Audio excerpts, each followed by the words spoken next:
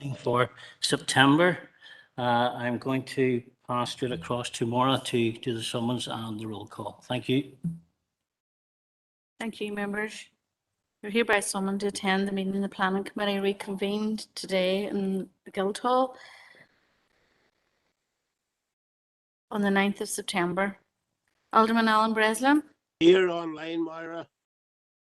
Thank you, Alan. Alderman Derek Hussey. Aye, online, Maura. Thank you. Alderman Keith Kerrigan. Here, Mara, online as well. Thanks, Keith. Alderman Hilary McClintock. Here, Maura. Thanks, Hilary. Councillor Jason Barr. Apologies from Jason. Councillor John Boyle. Here in person. Councillor Angela Dobbins. Councillor Angela Dobbins. No, I'll come back. Councillor Paul Gallagher. Sure, Myra. Thank you, Paul. Councillor Christopher Jackson. Sure, Maura. Councillor Dan Kelly. Sure, Maura. Thank you. Councillor Kieran Maguire. Councillor Philip McKinney. Here. Councillor Sean Mooney.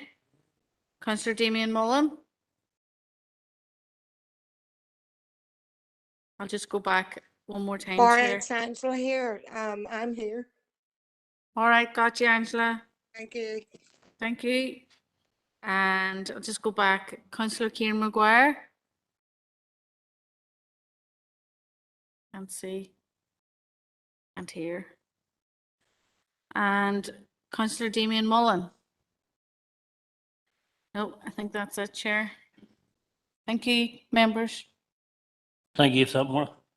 I'd like to remind everyone present at this meeting in the Guildhall or in attendance remotely that this meeting will be broadcast live to the internet and will be capable of repeat viewing.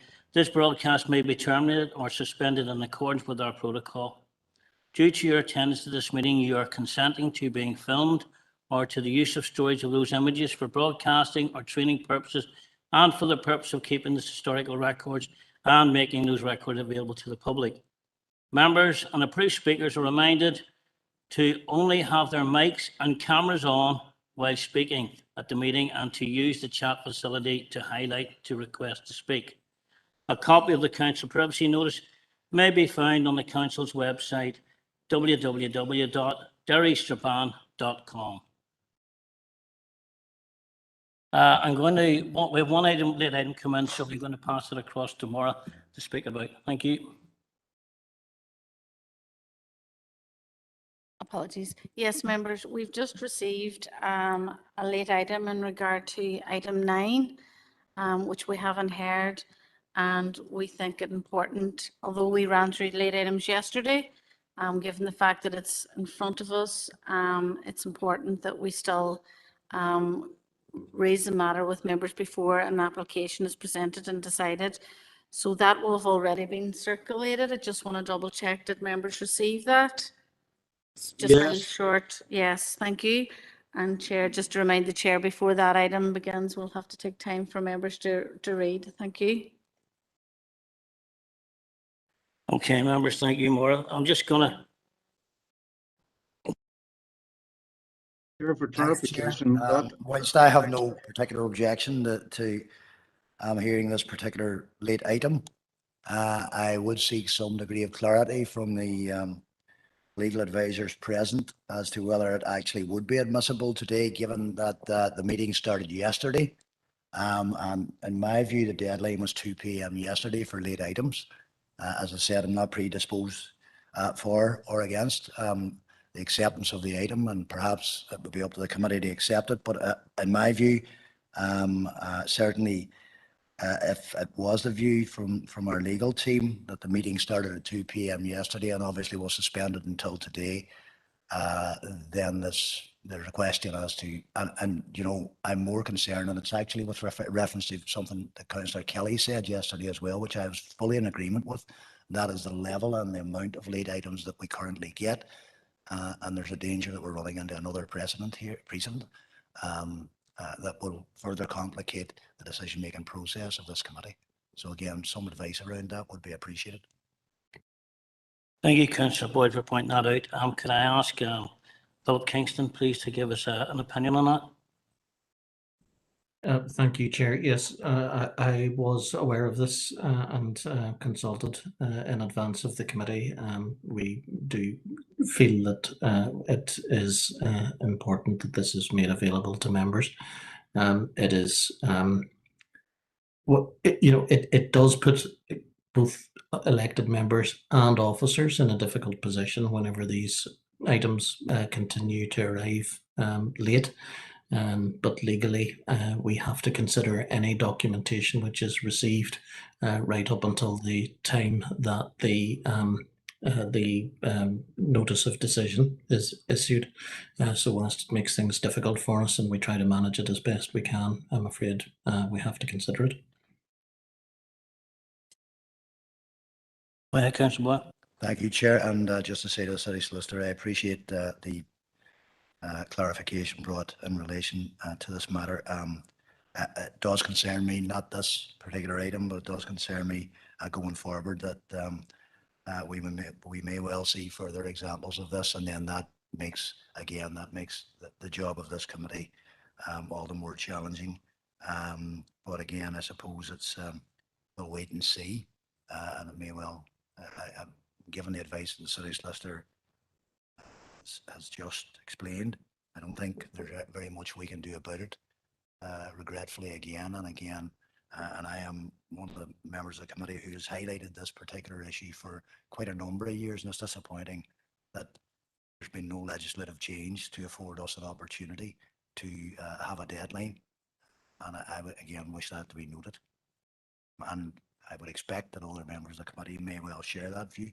If they don't, I'm happy to hear them. But as Councillor Kelly again pointed out yesterday, there was an excess of 100 pages that came into us very, very late in the day. Given that there are an excess of 300 pages in the original paper that we were sent a week beforehand, it's quite a lot to expect. I'm happy enough to do it. I'm sure others are as well.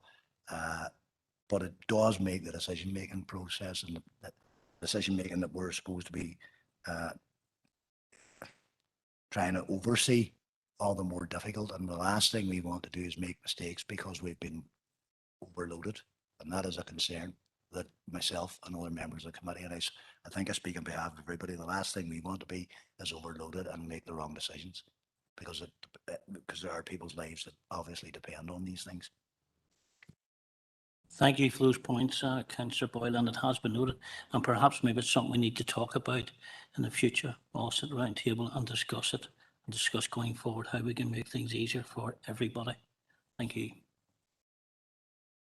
Okay, I'm just going to remind us of the running order. There's quite a bit to get through today, so it's six. Chair, Councillor Kerrigan, or sorry, Alderman Kerrigan and myself are in the chat box.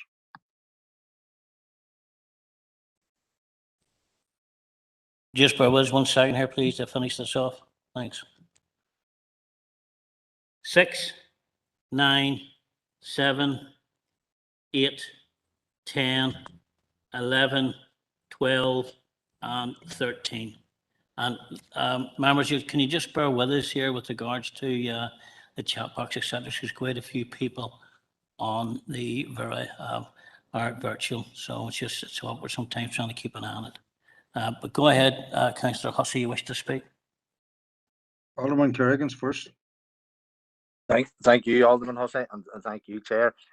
Chair, I was just briefly on the same point that Councillor Boyle had raised, and again, I also would be frustrated with the level of late items, but in fairness to this particular late item, it was a one-page document, whereby, as was comments were stated yesterday, there was an excess of 100 pages coming on late items, and you physically wouldn't have a chance, as Councillor Kelly stated, to get a chance to get that properly read through. Yes, admittedly, this document that's arrived late today would have been nice to have had it yesterday, but as I say, it's one page document, and I think there's got to factor a wee bit of an element in that, and the size of the document you're getting. If it's 1 or 2 pages, it's doable. If it's 50 or 60 pages, you know, with the best of endeavours, there's not a chance we get looking at it properly. but I do concur. But so I say I'm content with the late information for item 9. Thank you, Chair. Councillor, sorry, Alderman Hussey. Thank you, Chair. And I suppose a bit like Alderman Kerrigan and all of us, you would be concerned at the volume of information, but I think it was Councillor Boyle who said that you don't want to be making wrong decisions by being inundated with information.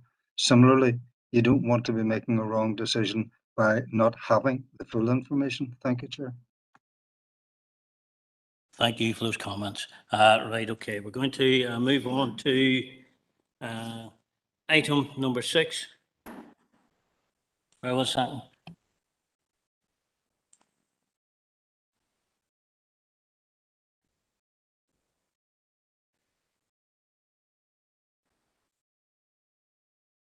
Members, can I just remind you that we have eight applications to get through. So can you bear in mind the protocol, and please, when you're asking a question, be succinct, and also when answering a question, be succinct as well, please. Thank you. Okay, we're going to move on to item number 6, LA 11-2020-0380F, and Laura's going to take us through that. Thank you. Good afternoon, members. Application LA 11-2020-0380F is for the retention of 1 detached dwelling at Site 42 Stonybrook and the erection of 2 pairs of semi-detached dwellings at Sites 40, 41, 49 and 50 on lands located west of 27 Stonybrook in the southwestern corner of the Stonybrook development in Donamanagh. The recommendation is to refuse. So this slide shows the site location plan and an aerial view of the site. The application site is located on zoned whiteland within the development limits of Donamanagh, and is currently part of a larger existing but unfinished housing development known as Stonybrook.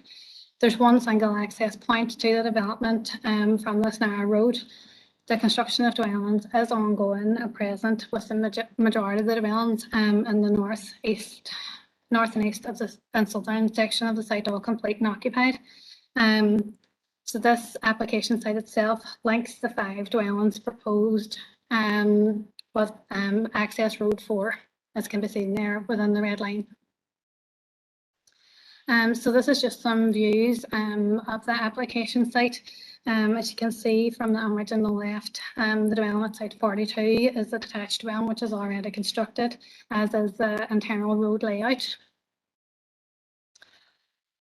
So this slide just outlines the policy context under which this application was assessed: the Regional Development Strategy, Strabane Area Plan, SPPS, PPS2, PPS3, PPS7 and PPS12. So this slide shows the original layout as approved for this section of the site under the 2008 application, with the red line of the current application superimposed over the top of that.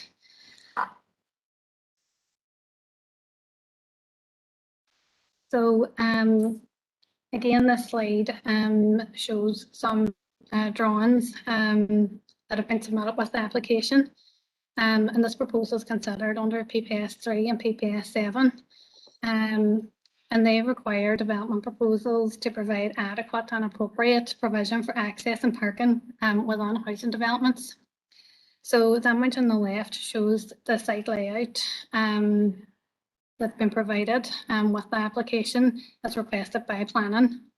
And the reason for this request is that the dwellings approved under the J2008 application, which are south of the site there, cannot be implemented in accordance with the approval due to the alterations to the road layout 4.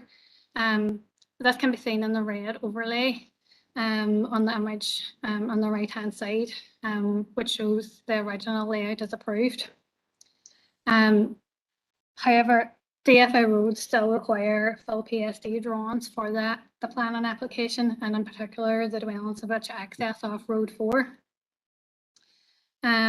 This means that they need details of the dwellings, including the driveways, levels, gardens, etc., to be shown in the plans.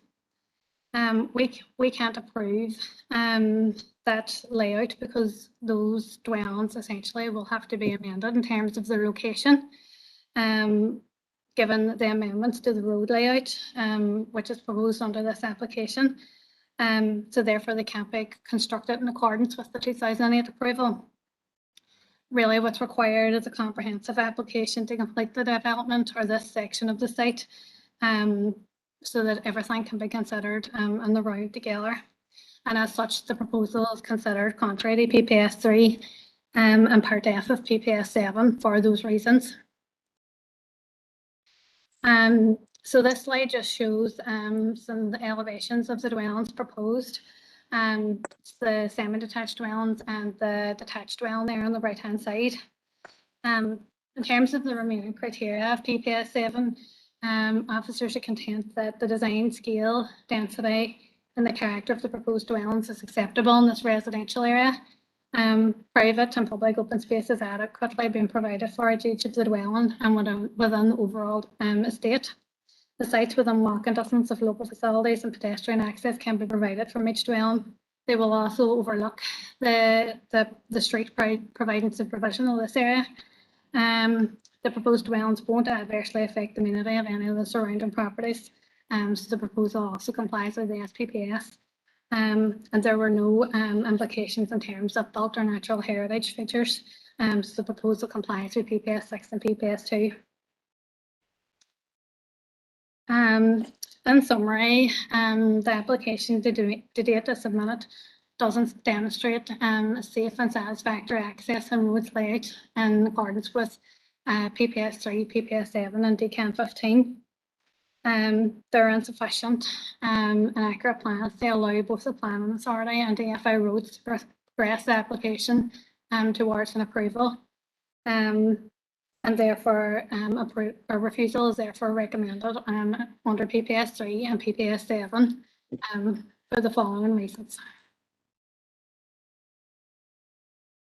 Thank you for that, Laura. We have one speaker, Mr. Billy Henderson, on behalf of the applicant. Mr. Henderson.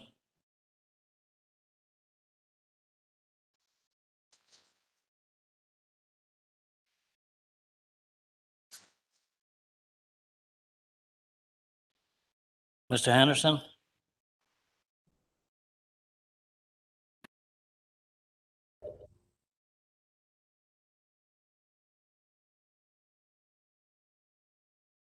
We can't hear you, Mr. Henderson.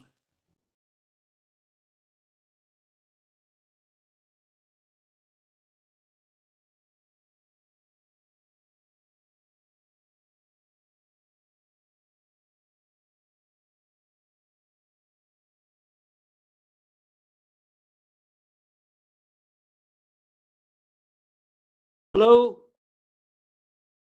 Hello? Right, go ahead, sir. Got you now.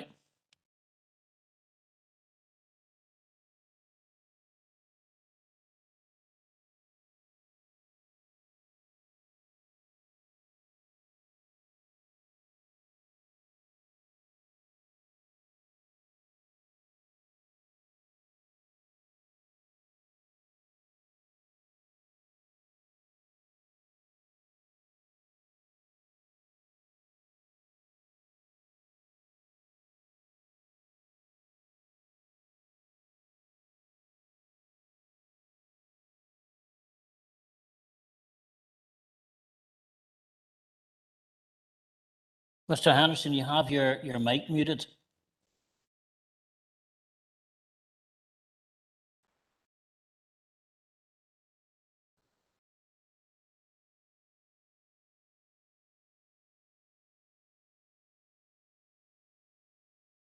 Hello?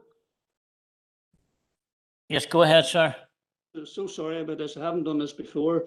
I said my company purchased the site. I set about revising the approved scheme, and over the last 7 or 8 years, this building work was ongoing. We've submitted 9 different separate planning applications to make minor changes to the layout. To date, 39 dwellings have been completed and sold, and the development now consists of semi-detached and detached 2-story houses.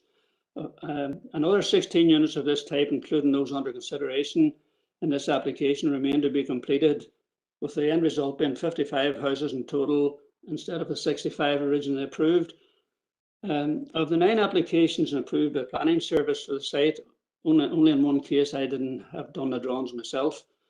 Liam Neelis of Graydon Architecture did one scheme for me, and it took 3 years to get approval issued through no fault of his own in an application for 5 houses. The current application in front of you is there with a recommendation to refuse, primarily, I believe, because of minor technical items raised by Transport NI, DFI roads. These items to me are relatively trivial. For example, roadwoods, radius to corners and road changes and levels not being, in opinion, being clearly shown on the drawings. It was a practice in the past that a scale rule could identify the width of a road or a radius of a corner, but that doesn't seem relevant now. As far as I can discover from speaking to Laura Coyle and Michelle Gormley, the planning officers dealing with the application, they don't have any major objections to the proposed layout of the dwelling submitted, but we're frustrated at having to request new drawings for Transport NI consideration on 4 occasions. Mr. Olson, one of the current officers in Transport NI, is quite difficult to deal with. And the fact that we can't have a face-to-face meeting or a video meeting, it's left me floundering around in the dark as to what has been needed.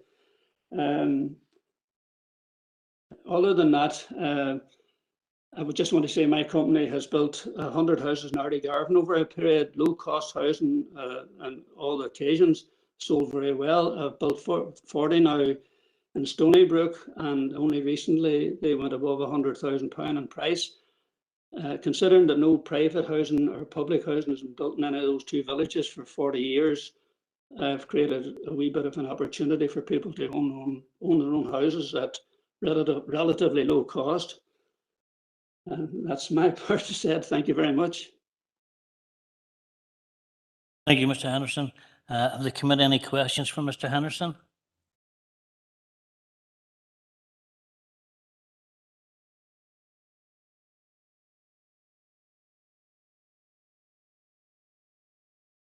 Chair, it's Alderman Kerrigan. Yes, Alderman Kerrigan, just seen your name there. Yes, go ahead. That's okay. Thank you, Chair, for I wasn't just sure with the chat box if you could pick me up there or not. Mr. Henderson, you're referencing there that you have had 9 applications in since this development has started there over the years. And from your opinion there, from your working here and with the planning officers, is the main issue here effectively a road layout here? I mean, you have approval for these dwelling houses in previous applications. It's just there's a potential slight change of the actual exact site. The houses may be built at a slightly different angle, and there's an issue with the road layout. That, or I'm querying on that, if that's sort of the basic, the basic reason why this is not being allowed, and your viewpoint on it. And you've mentioned there DFI roads there, and the difficulty in getting a meeting with them or getting actually details as to, telling you what's wrong. And can I just come in there? Yes. Alderman Kerrigan, we cannot really comment on DFI roads. Let's just keep to the planning issue, please. Right.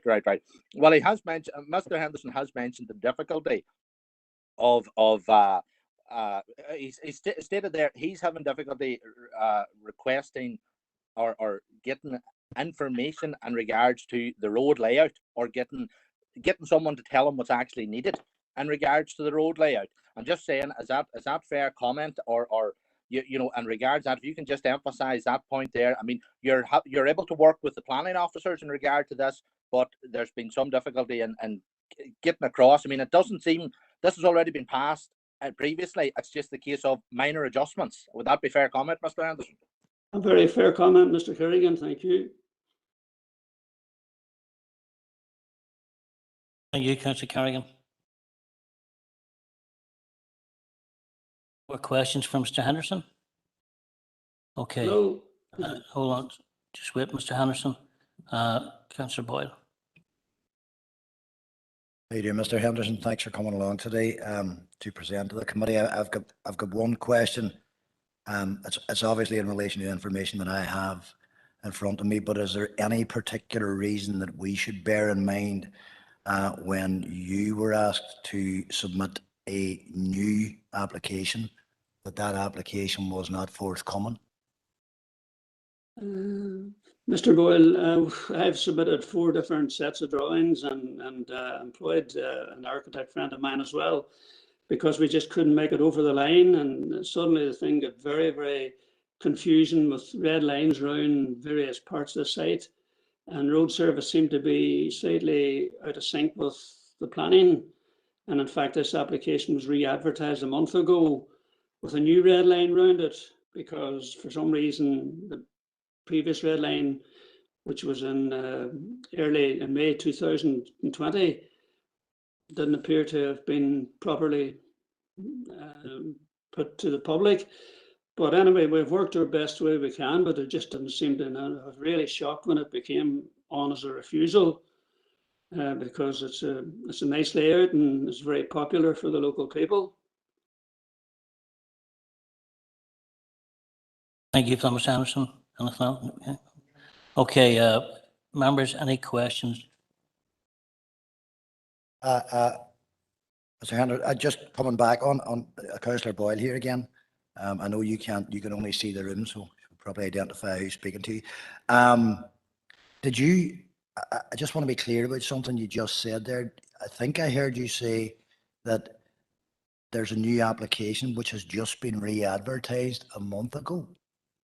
No? Well, yes, one done with a new red line around, which the planners advised me would be more acceptable than that which was submitted originally in May 2020. Okay, thanks for that. I'll come to the planning officer to clear that up for my own benefit. Okay, thanks for that. Thank you very much, Mr. Anderson. Questions for the officer now, and I believe Angela, Councillor Dobbins has a question. Thank you, Chair. And yes, I'm sorry to jump on the gun there, because I had heard Mr. Henderson say that a new application had been submitted a month ago. I'm glad Councillor Boyle has asked him to confirm that. So, Laura, could you throw some light onto this? Because, okay, if this is refused, then there's a similar application on the system as well. It's thrown me there. Thanks, Laura. No problem, Councillor Dobbins. Just to explain, there hasn't been a new application submitted. The red line is the same red line that was received, well, was amended during the processing of the application, but it is more or less the original red line. Just in terms of explaining what happened, we had asked the agent, because the properties to the south, which I had previously explained, can't be built in accordance with the plans, we had asked for those to be removed from the drawings. So this resulted in then just a red line with no surrounding development. Therefore, we felt that it was better to re-advertise the application, because the actual site address of the proposal needed to be explained, and that's our standard procedure, whereby there's any amendments to like a site address or anything, so that everyone's clear as exactly what the proposal is. And also just to clarify that the roads details that are required aren't just minor details.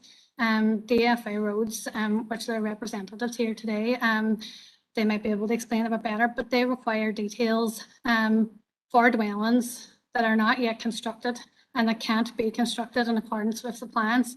So we can't approve those dwellings because they're outside the red line of the application site. So we can't have the detail of them on this proposal.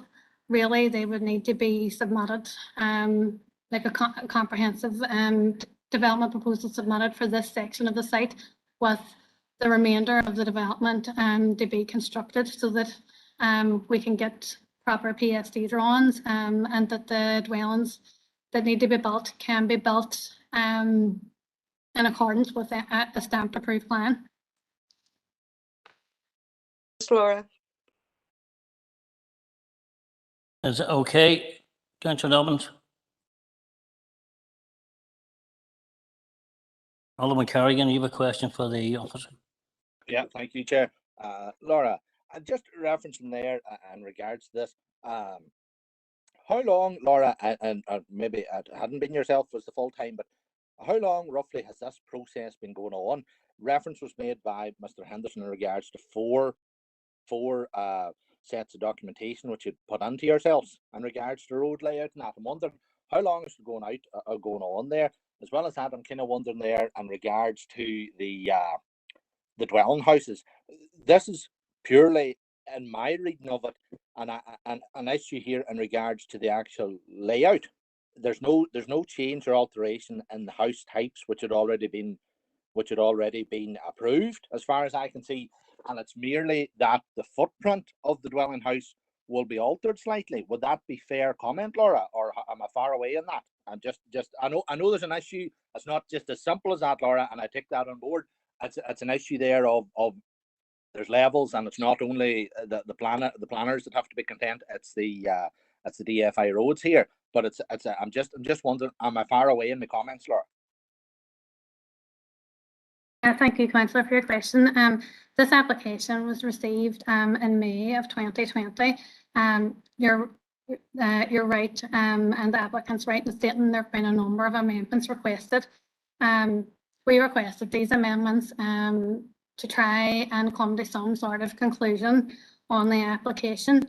So that's probably why it's taken to this point to get through the process. But unfortunately, neither ourselves nor DFI Roads have been able to get the drawn, which we feel that we're both content with.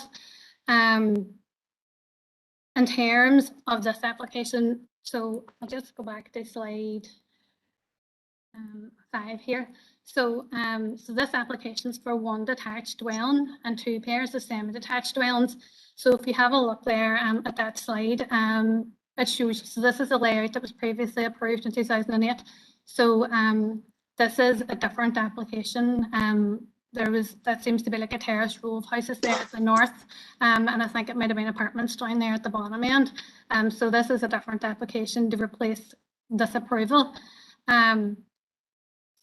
The layouts of the dwellings, if you have a look at that drawing again, just there, so see on the right hand side there are 6 properties, semi-detached dwellings.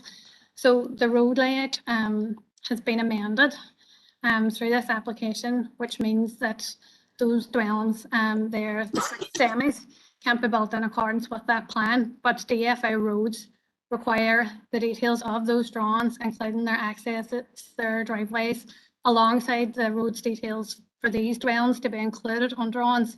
But we can't stamp approve those outside the red line because they're not part of this planning application. I think that might explain it a wee bit better. Councillor Carrigan, I'm just going to let Maureen here on this. Members, just for clarity, this site had approval previously, and just wanting sort of in simple terms, the development that we've got presently on the site doesn't comply with the current approval.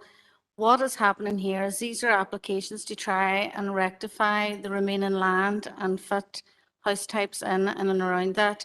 The officers are having difficulty because the red line doesn't match what's land remaining. The road service are concerned because they don't have accurate details. If we don't have accurate details of the exact location of the house, the garden, the shed, the driveway, etc., all of the remaining houses and the new occupants won't have a clue which house or which plot size is theirs, and solicitors will be trying to ascertain all of that afterwards. So this is about accuracy, and it's about rectifying something that has been wronged before, and the officers are trying to, fix that up with this application. So if there was repeated red lines, it was in an attempt to assist the process to allow for the details to be submitted to be explained. We need that explanation in map form because we need to stamp approve those drawings so everyone's very, very clear where their land ownership is. At the moment, what Laura's explaining is that there's some development outside the red line that we can't account for, so we can't stamp it approved. it's just completely inaccurate. So we need accurate drawings. And it's just to clear, this is a minor application to try and rectify that situation. So it's just, hopefully that explains it. And the planning officers and DRD roads are unhappy with it. It's not just DRD roads. Thanks. Councillor Boyle. Thanks for that, Chair, and thanks for that, Maura. Actually explains quite a lot of some of the questions I was going to ask Laura. So thanks for the intervention. I mean, the way I interpret this is effectively we're being asked to consider an application that is not fully complete and does not have all the information that we require as a planning committee. And I see, I genuinely do see I know that these processes can be long and convoluted and complicated. However, if road service are not content with it, planners are not content with it, and I am conscious, Chair, that there's a member of road service, there's a road service officer here this afternoon, and if I could perhaps be given an opportunity to ask them to explain why they see this as something that they couldn't support at this point. Obviously, their concerns are around access, movement and parking. So I think something that might just expand upon the road service view on this.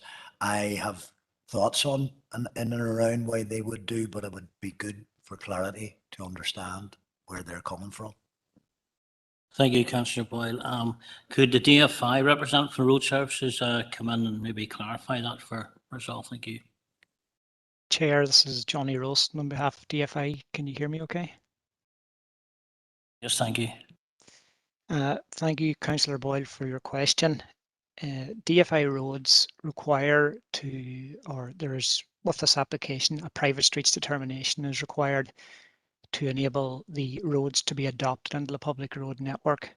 As part of that, we require fully detailed and dimension plans so that when the developer begins to carry out the works, that a private streets bond can be put in place, and so that the works can be supervised and signed off at the end.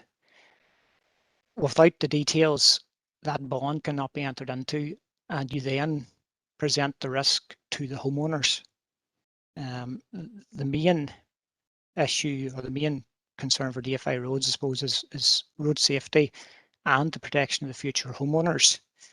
Mr. Henderson had stated that DFI roads were difficult to work with. I don't accept that.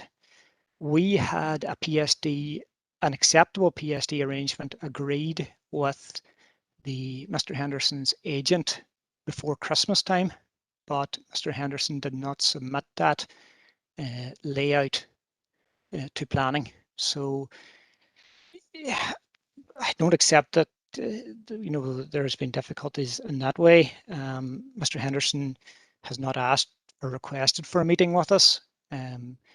We have worked outside even the planning process with his agent to agree a layout, but unfortunately the layout hasn't been submitted, as I say, and secondly, it cannot be submitted now because the footprint of the dwellings and the layout is outside the red line, and it can't be shown on any approved plans. Thank you for that clarity. Alderman McClintock was to speak. Thanks, Chair. And I suppose if ever I saw a clear case to ask for a deferment, this would seem to be it, in my view, because there's obviously not a clear consensus between DFI and the developer as to what interaction there has been. I'm not getting into that, but I'm wondering that given a little bit of extra time, as Murray yourself said, this is a minor development, a minor plan before us. I'm just wondering if a little bit more time, a very clearly defined amount of time to produce once and for all the plans that are requested. Although saying that, the last comment that Johnny made there about these cannot be done does concern me a wee bit, but I'm wondering whether it's something, Maura, you could advise on, whether a deferment might be a good move forward for a very defined short period of time. Thank you, Chair, through the Chair. We've been debating this, the principals, senior officers. I mean, the obvious position from my perspective when this was discussed with me before we put select application to come through committee, the obvious question I had was why could I not have dealt with this as a delegated refusal? As you know, you have delegated insufficient information and reminders and, you know. But in this instance, the problem we have is, you know, we've obviously got, you know, a certain amount of development outside the red line, which we can't control. And I think that I would suggest if we, you know, we could defer again. I mean, it was a bit like yesterday. You know, we could give more time, but we could be bringing it back again. I think there's confusion over a certain amount of this application, but I also think, you know, we've tried considerably to resolve this, and I'm not sure that further time is going to make much difference. I think there's a factual inaccuracy here in terms of the issues, and we can't deal with things that are outside the red line. But if members want me to take it away and, you know, officers to attempt again, but as I say, the length of time this has already taken, you know, as a result of both DFI and officers attempting to resolve this. But it's a matter for yourselves, members. Could I make a proposal, since it's the first time that we've... Hilary, Sorry. John's already indicated to me he wants to... Oh, sorry, that was a proposal. supplementary, just, sorry. Thanks, Chair. I read somewhere in the papers, Chair, that officers did advise the applicant to put in a new application, and that opportunity was, for want of a better way of putting it, not taken up. So we are actually already at that point, with all due respect to the proposal from Alderman McClintock. That offer has been given, unless somebody can tell me otherwise. That offer has not been accepted. And so therefore I can't accept a situation where we're making the same offer to somebody that's already been made and been refused. I mean, this is for me, and actually what this really came down to, and the reason I asked the questions I asked of the road service representative actually was, where would it present a difficulty for other residents living in the neighbourhood? And it was very well explained where it would present a difficulty. These roads may well never be adopted by a road service if we approve a plan like this. And this is something that elected representatives across our council deal with all the time. And personally, I wouldn't want to be responsible for everybody else who has entered into acquisition of properties in that area being disadvantaged, but as a result of a decision that I made here today. So I wouldn't be supportive. I think the offer's been made, the offer has not been taken up. And if the applicant wants to make another application, then I would suggest they do so. Thank you, Councillor. I see in the chat box, we just brought a seconder. I see in the chat box that Suzanne McCracken wishes to speak. Yeah, thanks, Chair. I just want to clarify that, just following on from Maura, in order to resolve this, the only way we can resolve this is through an application that includes the other dwellings within the red line. We cannot actually approve an application without having those details in front of us. So whilst we can determine this today, i.e. we have to refuse it, the resolution is a fresh application, a more comprehensive application, and that has been advised on a number of times to the agent.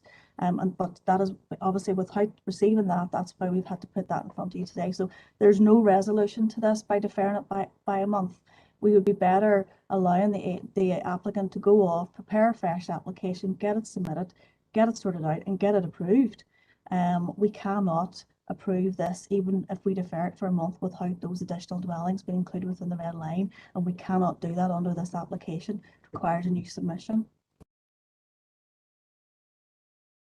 Go ahead, Alderman Clontarf. Thanks, and appreciate what you're saying, Suzanne. I still think, though, time and time again, we give applicants who bring applications before us every opportunity, as we even did yesterday. So I actually think it would be, rather than a deferral, I think we need a site visit to actually see this for ourselves, because it's very difficult just to follow this through. And I would request, Chair, that we have a site visit as a step just to try and get this clear in our own head, exactly what is wrong. I mean, I'm not content just to refuse this without knowing a little bit, seeing this for myself. So if it's not too late, I would like to request a site visit on it. I'd just like Councillor Jackson to speak first. Okay, and I note that there has a request for a site visit and a deferral on the floor, and it's not a request that I would be opposed to. But I just, following Suzanne's advice, I just wanted a bit of clarification, because the way I'm looking at it is there's been an application coming in front of us as a committee for decision, but the advice that we're receiving from officers, the decision that we can take as a committee is extremely limited.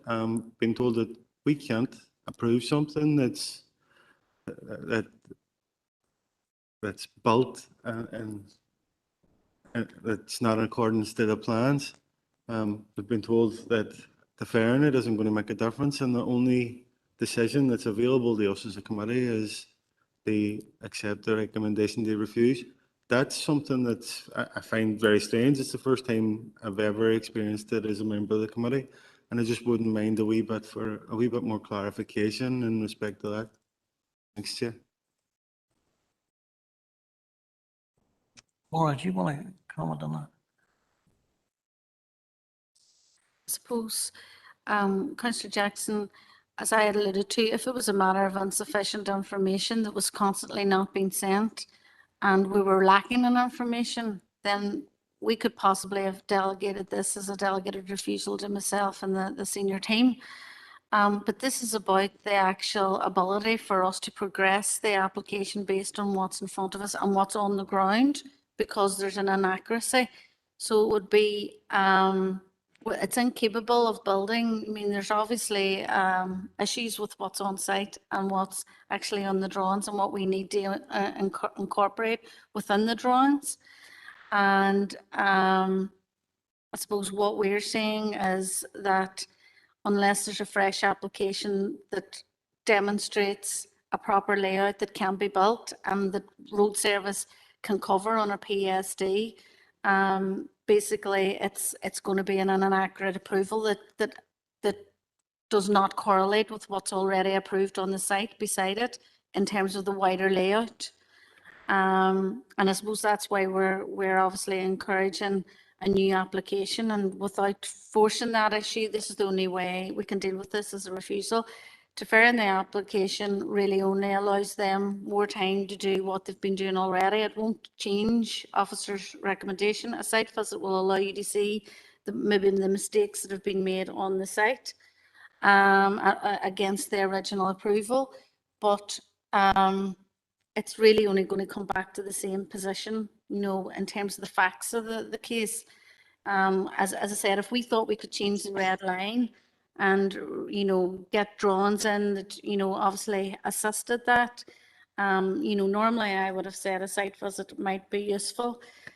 But in terms of progressing this issue, it's just, you know, putting it down the line, but it's a matter for members. Thank you for that, Maura. Just bear with us a second there. You know, looking at request a site visit, but we'll only be looking at an inaccurate site. Go by what's on the drawings on the site. Now, I have Alderman Hussey wishing to speak first. Alderman Hussey. Alderman Hussey. Thank you, Chair, and a bit like Councillor Jackson, I have no aversion whatsoever to deferral and indeed the site meeting. I'm familiar with some of the area of that development at that particular corner, and would welcome the site visit. But at the same time, like Councillor Boyle, I would be concerned if road service are telling me or telling us that they would not be in a position to adopt a stretch of road. That is something that many of us have been dealing with in other areas, unadopted roads within the state. So that is an area of concern. And if a deferral to allow further interaction with road service and the applicant can resolve that, I would welcome that. But as I say, if the proposal stands for a deferral and site meeting, I have no problem supporting that. Thank you, Chair. Councillor Boyle. Thanks, Chair. In the normal run of things, I wouldn't be opposed to a site visit of any sort or indeed deferrals. But I'm listening to the information that's being provided to me by the planning team. And the planning team are telling me that a deferral won't change anything, that a site visit won't change anything. And in effect, we're kicking the can down the road and we're going to be straight back to where we're sitting here today. So therefore, I think it's actually in the best interest of the applicant, and it's in the best interest of the other residents who've already invested time, effort, money and sweat and everything else in that community, that a new application comes forward to this committee, one that we would find acceptable. To put it in layman's terms, what's the point doing a site visit that's going to tell us what we already know? And that is that we can't make a decision because the site has not been defined in relation to the application. What is the point in deferring for further decision, something that we already know we cannot decide upon? As I said, I come back to that point. If everybody wants to do a deferral and everybody wants to do a site visit, then I'm happy to sit here and hear this again. But my view right now would be that I would refuse this today. And if I'm being presented with the same information 1 month or 2 months from now, I'll refuse it again because the information that we require is not in front of us. So, sometimes it comes to a whooping of the crutches stage where you can't carry something any further and you have to you got to call it. And so I'm having the courage to call it here today. And as I said, if others want to suggest a site visit and stuff like that, I'll do it. But I'm not entirely sure it's going to actually resolve the situation that we find ourselves in as a committee and that the applicant finds themselves in as well. I don't envisage road service are going to change their mind. Thank you, Councillor Boyle. Councillor Kelly. Thanks, Chair. There's a couple of things about this application which are working in my mind, and I would appreciate maybe a wee bit of. So there's been a reduction in the numbers of houses of that's been approved. This is not some fly-by-night developer. I know this is a fellow he lives in the community and develops houses in the locality for a long time. So I can't understand how someone who's been working over a long number of years with road service and knows the requirements is having difficulty now with road service in terms of trying to ascertain what they need. And there's obviously something that's happened and there's a block there, and something's not working correctly, because obviously he's been working with DFI roads for a long period of time. Maybe the personnel have changed, I don't know, but something's not adding up there in my mind in terms of this development. The other thing that's is standing out is the principal planner made reference to the fact that we can't assess this application without knowing where the houses are and with the red line amended. And I'm kind of wondering then, how did this application become valid? How did we validate this application in the first place? Which is kind of troubling me. And the third point, Chair, is that there are two different red lines in the report. The red line in figure 1 is not the same red line as in figure 6. And I find that just a little bit troubling. Chair. Thank you for that, Councillor Kelly. Perhaps maybe Yeah. the officer would come in and maybe give. Yeah, Suzanne, can you come in and give some clarity on that, Chair, please? yeah, I'll come in and clarify the validation issue, and Laura will clarify the red line issue. When we receive an application, we have requirements that enable us to ensure that it's valid. In this case, we mean that the application was declared valid because it had everything that was required to enable us to determine it. We can determine it. We are recommending a decision today. There's nothing here that we can't. Just the decision is that it's going to have, well, the recommendation is for refusal, and it links really back. I mean, the broader point is here, what Councillor Boyle has said is that, I mean, any approval of this application is going to result in something that can't be adopted.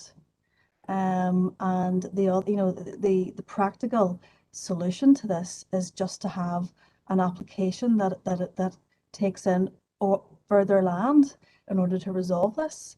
I mean, there's no issue here in terms of lack of engagement, lack of advice, lack of consultation responses. They're very, very clear.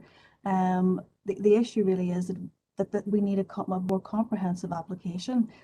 We have enough to determine this today. We just can't recommend approval of it. Laura, do you want to come in on the red line, please? Sorry, just to clarify about the red line. So the site location plan, figure 1 is one of the site location plans submitted with the application. That in figure 6, which you can see before you. So that was my attempt, sorry, to draw the red line of the application site over the existing site layout. So it may be slightly off in terms of the site location plan, but it was a freehand drawn. I just was trying to do that to clarify for yourselves whereabouts in the application site that the red line was, and just in terms of the history of the site. So that might be where there's a slight difference. It was my freehand drawn.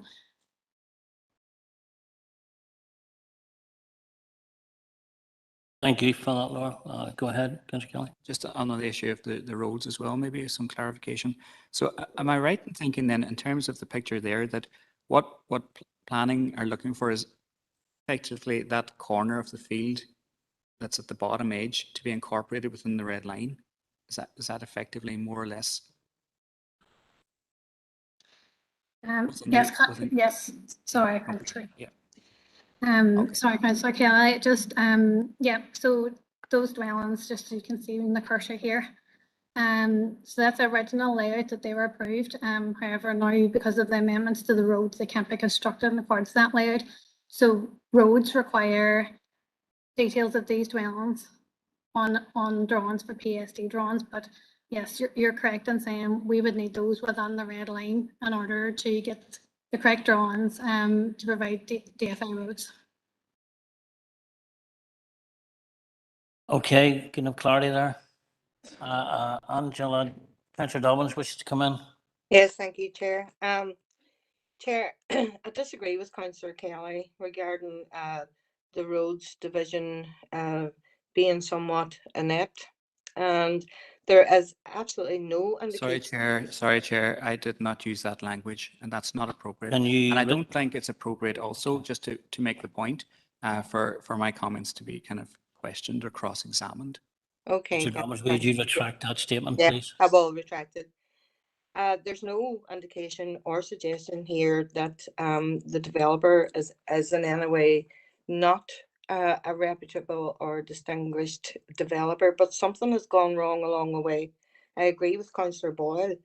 I am agreeing here with Councillor Boyle based on what was said, that if we had a site visit, what are we going out to look at? We're going out to look at something that is already wrong. So I do say we should start from the beginning here. So I'm not happy with a deferral or a site visit with this. Thank you. Alderman McClintock, please. Thanks, Chair. And I suppose I will re-emphasise my proposal for a site visit and deferral in this. As a number of people said, now something has gone wrong. And I certainly, although I like to get these cases, these finished in one day, I'm uncomfortable. I couldn't approve this application as it stands at the moment, but neither do I feel that I could actually go against it. And I just don't feel that we have the necessary information. I think Christopher articulated very well, Councillor Jackson articulated very well whenever he said this is sort of new to us. And I think there is a lack of understanding within the members as to what actually the issues are. So I suppose my request for a site visit and a deferral does still stand. Chair, thank you. Councillor Carrigan, I see you wish to speak again. Yeah, thank you, Chair. Just content to second both of Alderman McClintock's proposals, and just again to reiterate comments referenced by Councillor Jackson and Councillor Kelly.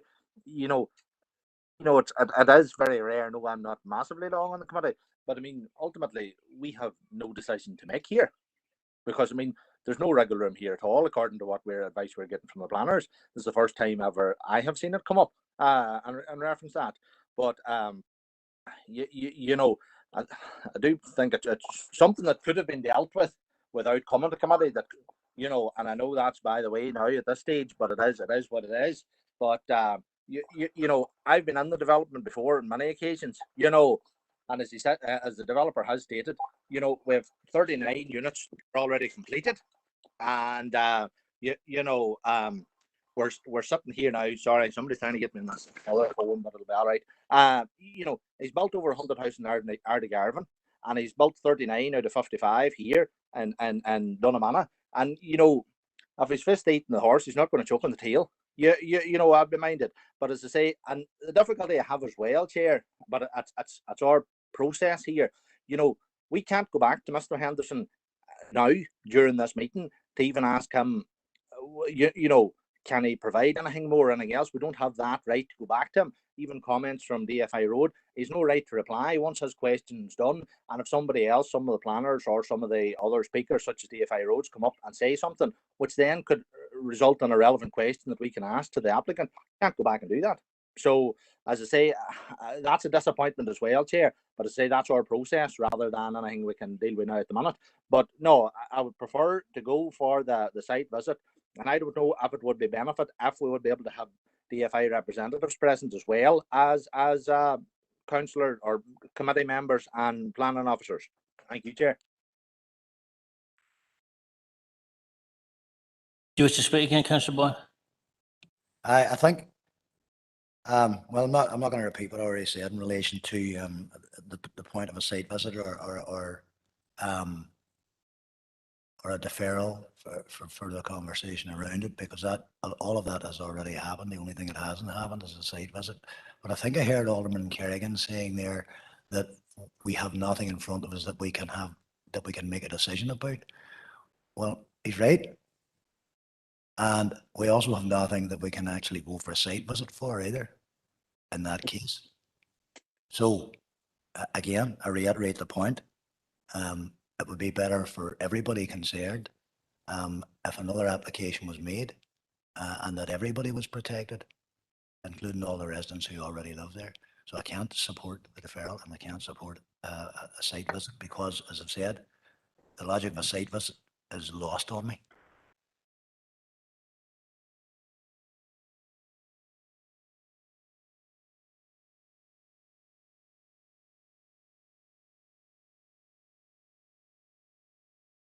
For my pennyworth, I would tend to agree with Councillor Boyle's sentiments. I don't honestly believe a site visit would benefit, because all we're going to do is look at the plans already there, which are inaccurate. And that's just a humble opinion. Councillor Minnie. Yes, Chair, thank you. Just a chip on my Worth anyway, but I find myself in agreement with the Chair and with Councillor Boyle. I just listened to the last hour and I don't see any logic. It directs me the value of a site visit.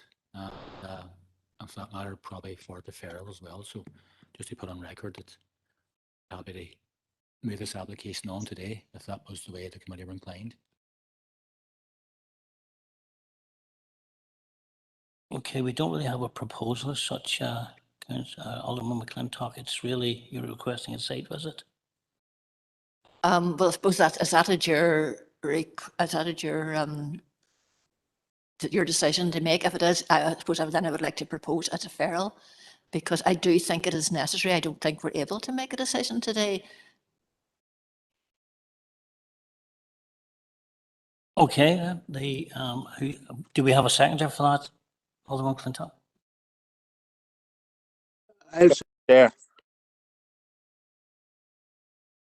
Alderman Kerrigan, yeah. I'm content where I think Alderman Breslin was trying to get in there. It doesn't matter which one of the two you want to use. I'm happy enough to take Kerrigan's.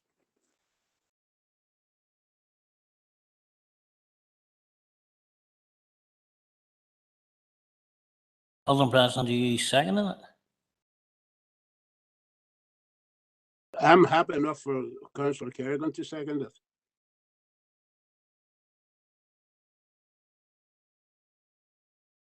Okay, so what we have is we have a request for deferral. All those in favour? Chair, for clarity, is that deferral on site meeting? Alderman Hussey, no side meeting. Yeah. What is the deferral for? Alderman Clinton, can you? Deferral is so that we can be, we can see on the ground. I don't feel that we have, sorry, needed. I want to see in the ground why the red line doesn't match the houses, the plan actually on the ground. I want to see it for myself before I make a decision. But we're not going to have a site visit.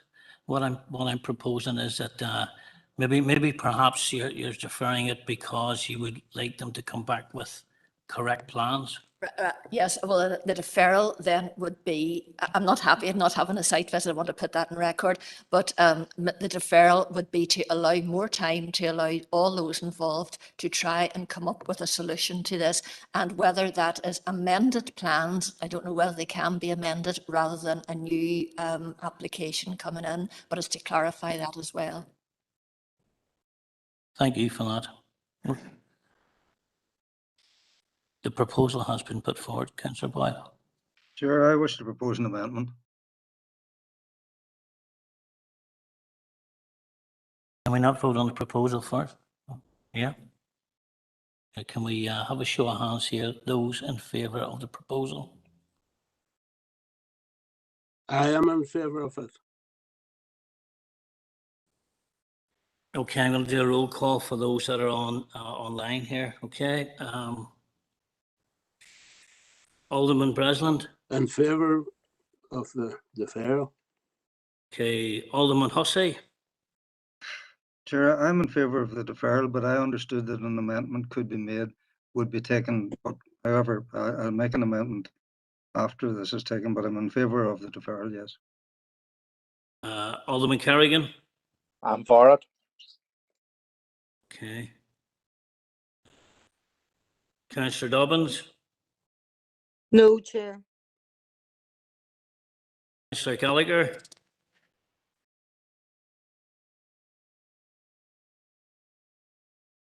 Councillor Gallagher.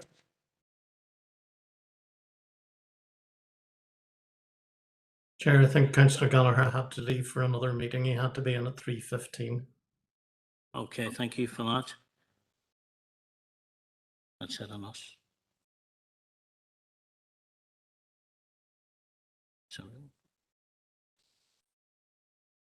right, those against?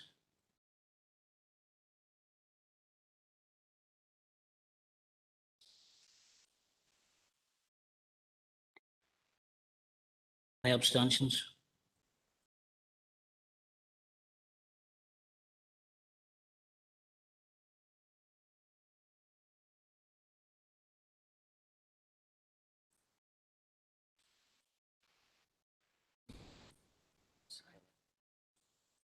Okay, right, the vote is 6 in favour, 4 against. Alderman Hussey, do you wish to make an amendment? Sorry, Chair. Sorry, Chair. It's Philip here. Chair, one can't amend a proposal that's already been voted on and passed. And Thank you, Philip. Councillor, That's exactly my point. well, but I should also point out that once the vote has been called, one can't take a proposal for another amendment, and the vote had been called for in this matter. So, Chair, in that case, I wish to make a further proposal. Okay, Alderman Hussey. My proposal is that during the period of deferral on this issue, a site meeting be arranged for those members wishing to attend. Thank you. Chair, sorry, just again, it's Philip here. Under the protocol, the correct process in relation to that is for the is now that this application has been deferred, is for the member to request in writing a site visit in respect of the matter, which can then be considered in accordance with the terms of the protocol. There's no need for that to be made by way of a proposal now or taken by way of a vote. Can I just point something out here? We're all well aware of the protocol. Can we please stick to it? Councillor Boyle. That's all right, Chair. That's all I was going to point out as well. And I'm glad you've reiterated it yourself. It's over to you, and it's your decision. You're the chair. As somebody who's sat in that seat, and there's others who know that too in this committee. That's all I want to point out. Thank you. Okay, so the proposal is passed. Right, we're going to now move on to item number 9, and Laura is going to take us through that again.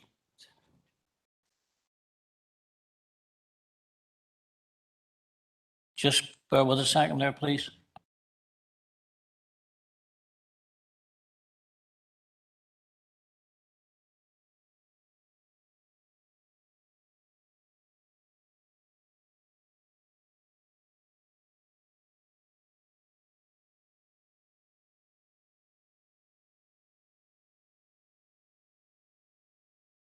Members, just bear with a second here. We've had a discussion there. Number 9 is actually the same issue as number 6. So we're going to take it that it is deferred as well. Are we in agreement with that? Yeah. Can I, Councillor here, sorry, can I just ask a question? There was a time, is there not a time limit on the deferral? Yeah, can we have a time deferral? 2 months? Okay, we make a note of that, please. 2-month deferral. Thank you. Okay, we're now moving on to item number 7. LA 11 2020 0541F, and Andre is going to take us through that.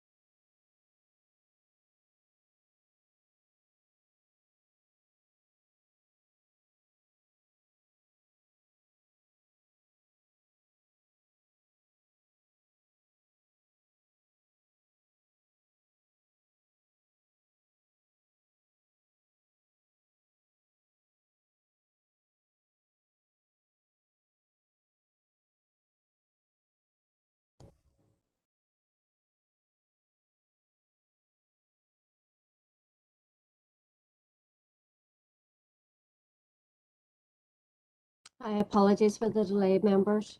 Item 7 is LA11.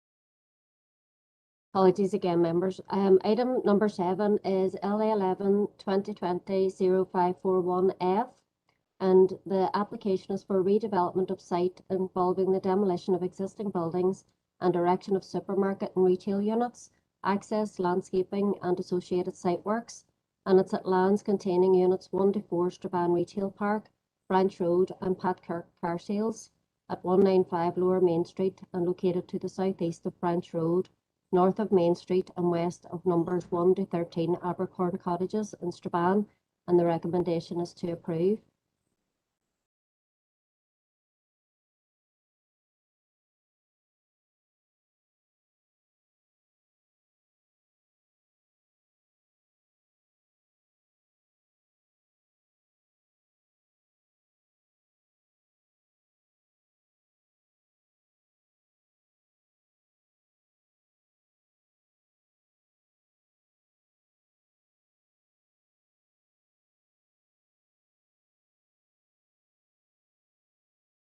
Apologies, members. This slide shows the site location plan and aerial photograph of the site.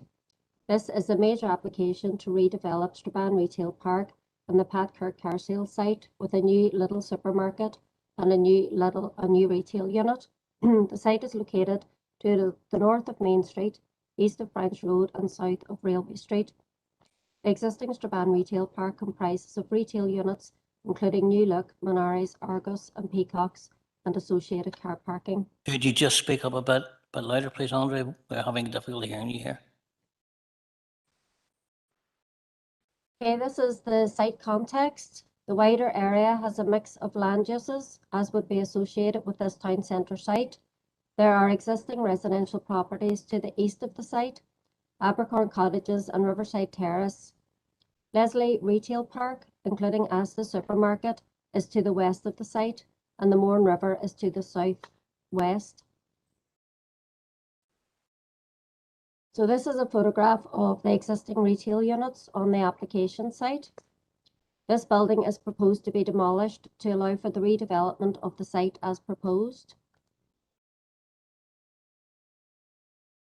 This photograph is of the rear of buildings containing New Look, Argos, and the Pat Kirk's car sales is in the foreground.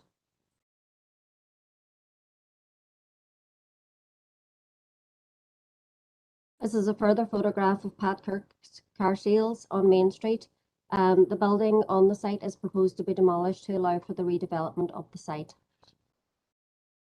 And this is existing dwellings at Abercorn Cottages on the boundary with the Pat Kirk's car sales site.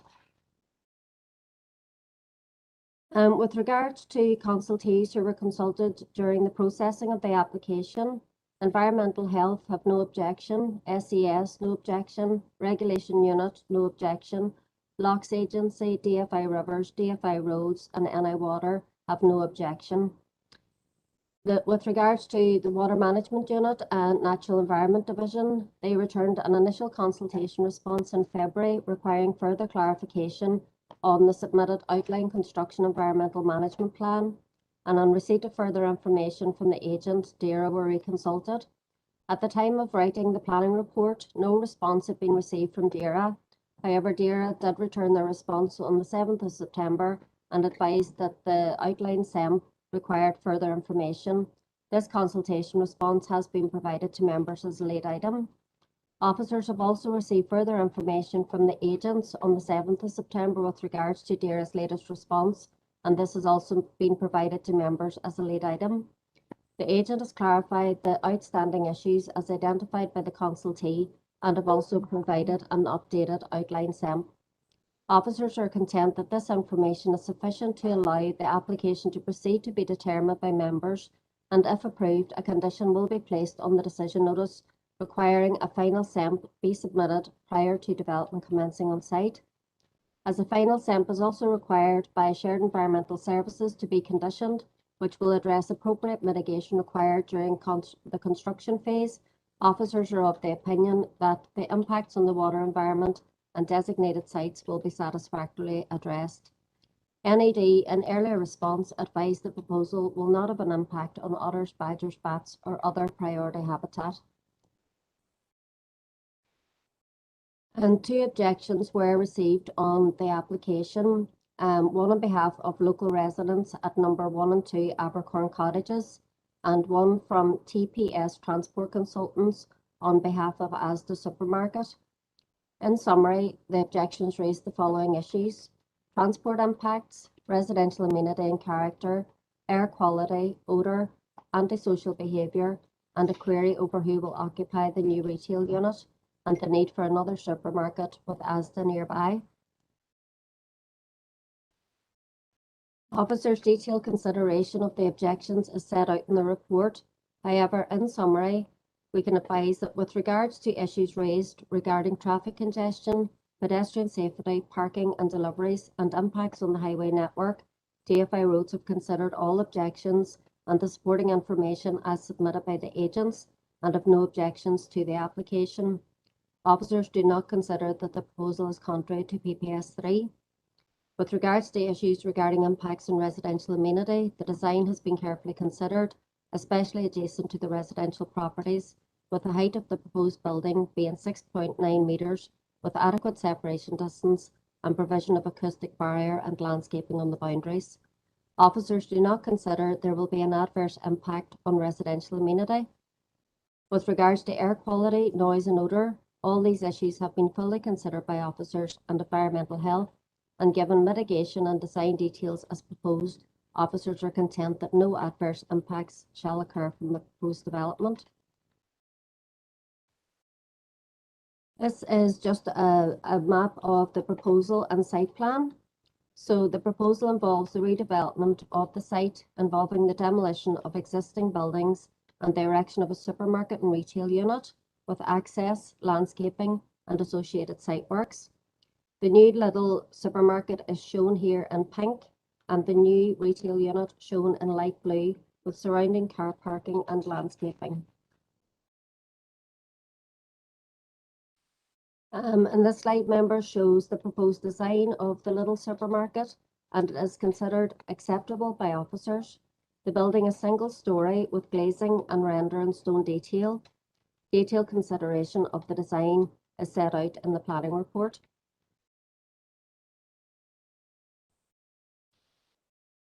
This is a floor plan of the little supermarket, which has a floor area of 2267 square metres and a retail sales area of 1418 square metres. And this slide shows the proposed elevations of the retail unit. So the retail units are deemed to be acceptable by officers in terms of design, and the proposed height and separation distance proposed have taken account of existing residential properties to the rear.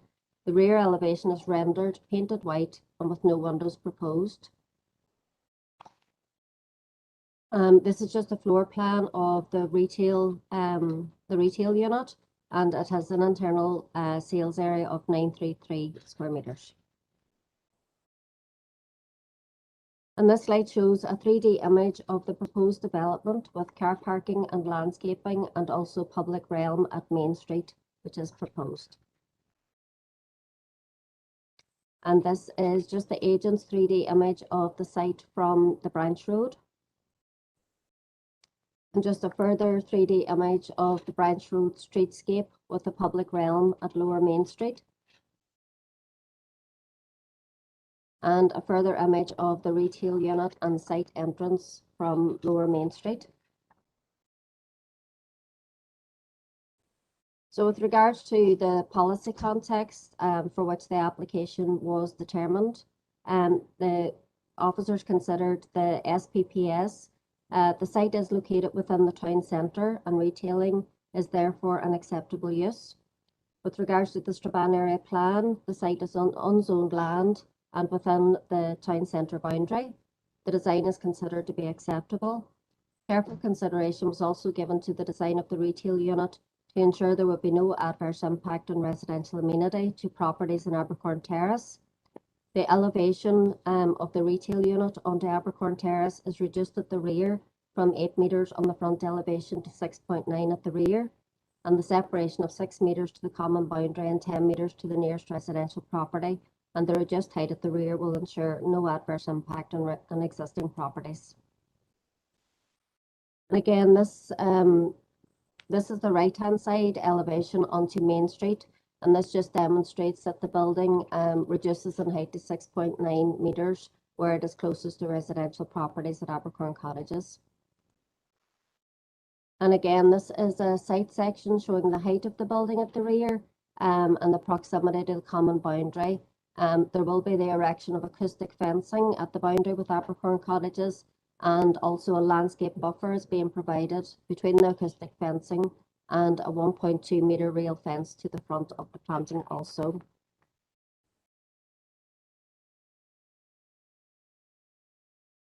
So just continuing the policy context, boundary treatments and planting are provided and are deemed to be acceptable and of a high quality.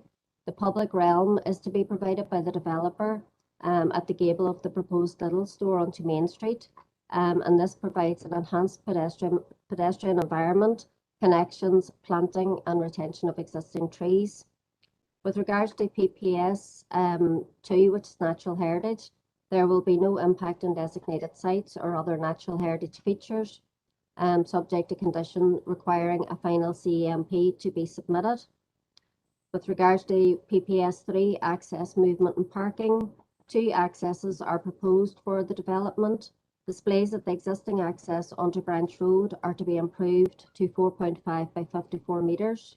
And access from Main Street provides visibility displays of 4.5 by 70. Footways are to be improved as well as pedestrian crossing points provided. Adequate parking is provided. There will be 167 spaces in total, and this includes 5 parent and child and 5 disability spaces and 8 bicycle spaces. And servicing will be from Branch Road only, and adequate servicing arrangements are deemed to be provided for the development.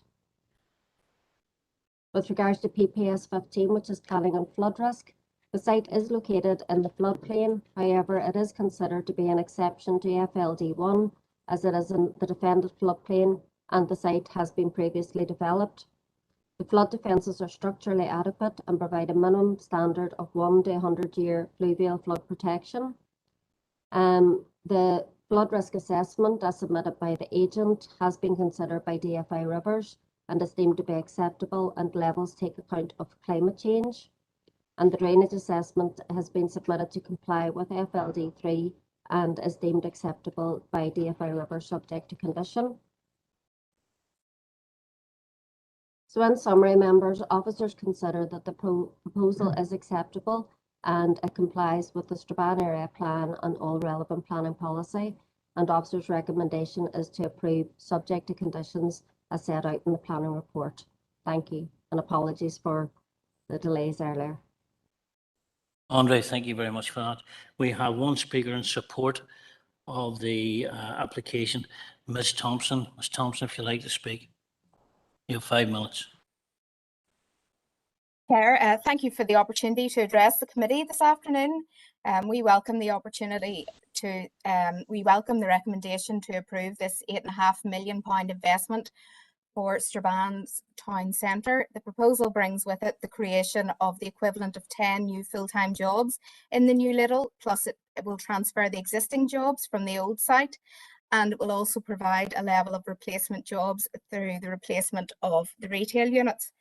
It's also going to provide a contribution to local rates in the district, at least 55 construction jobs, utilisation of sustainable building technologies in the construction and operation of the supermarket. And with the larger supermarket floor space, that will enable Lidl's full grocery range to be offered that will provide more choice and competition for the shoppers. It will also lead to the vacation of Lidl's existing site that will help to unlock other positive long-term economic benefits for the town. I've nothing further to add except to record our thanks on behalf of the applicant and I for the very professional and efficient way which this application has been dealt with by Ms. Barrett and Ms. McNee. I'm available to answer any questions that the elected members may have, but in the meantime, I invite you to ratify the recommendation. Thank you. Do we have any questions for the supporter? Okay, members, have any questions for the officer?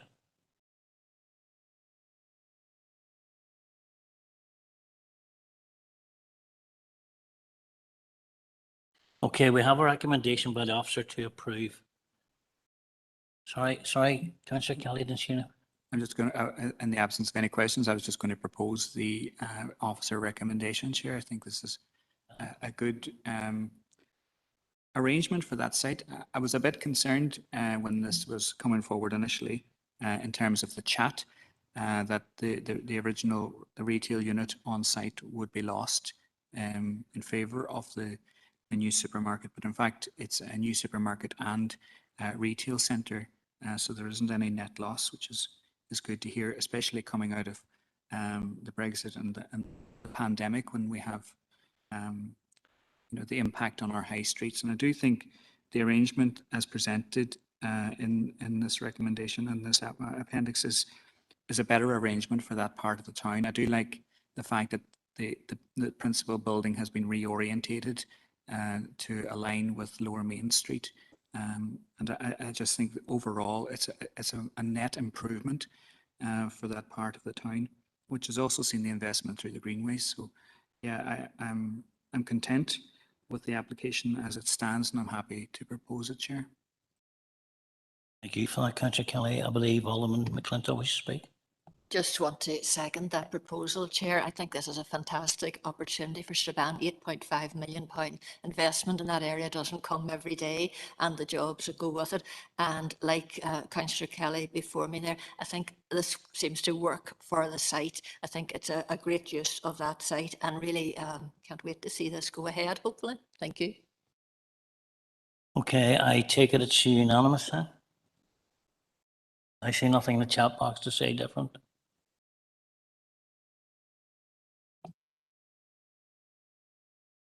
Sorry, we do need to call the vote. All those in favour?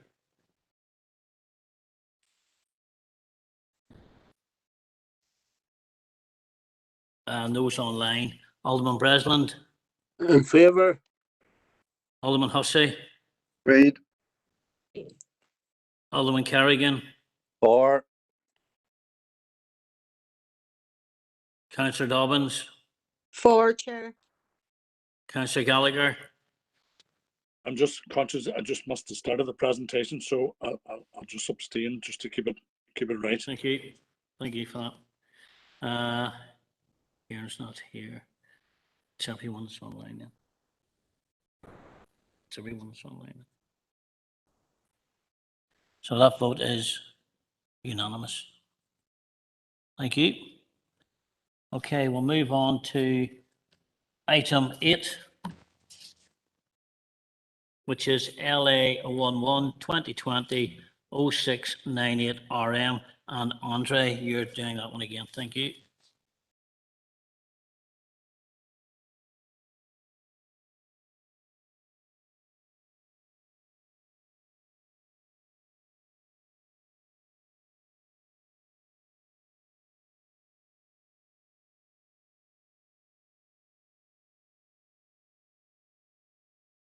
Thank you, members. Item 8, can you hear me okay, Chair?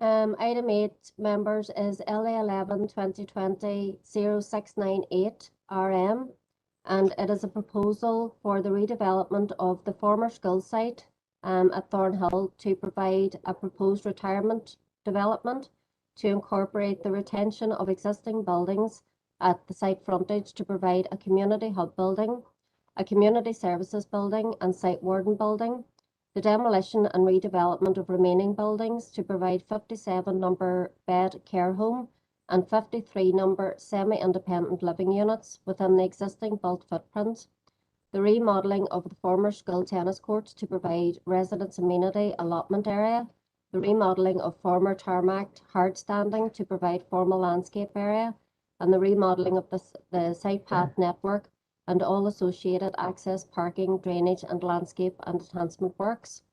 And the location is the former Thornhill College site at 123 Culmore Road, Derry.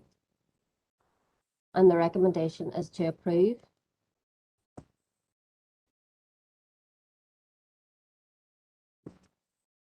So members, the site is the former Thornhill College site, and it's located off the Culmore Road. The site is to the east of Culmore Village, and the new Thornhill College is located on the opposite side of Culmore Road. So this slide shows on the left an aerial view of the existing site and a block plan showing the proposed site layout, showing the proposed buildings on the footprints of existing buildings which are to be demolished. Members will be aware that the Planning Committee granted approval of an outline permission for the redevelopment of the site in July 2018. The outline permission accepted the principle of the development of the site to provide for a proposed retirement development. The application site was also subject to a Section 76 legal agreement, as was also agreed with members. So as part of the outline approval, some of the buildings on the site of architectural merit are to be retained and reused on the site. And this photograph shows the existing building to be retained, which will provide for a community hub building for the development as proposed. And this building fronts onto the Culmore Road. So members, this is a substantial redevelopment of the old Thornhill College site, and the following slides provide a detail of elevations and the scale and massing and position of new buildings, which reflect the footprint and scale of the buildings which are to be replaced. This slide shows the front elevation of the community hub building, which is a retained building, and the care home building, which is in Block G, and faces onto Culmore Road. And this will replace the existing building on the site.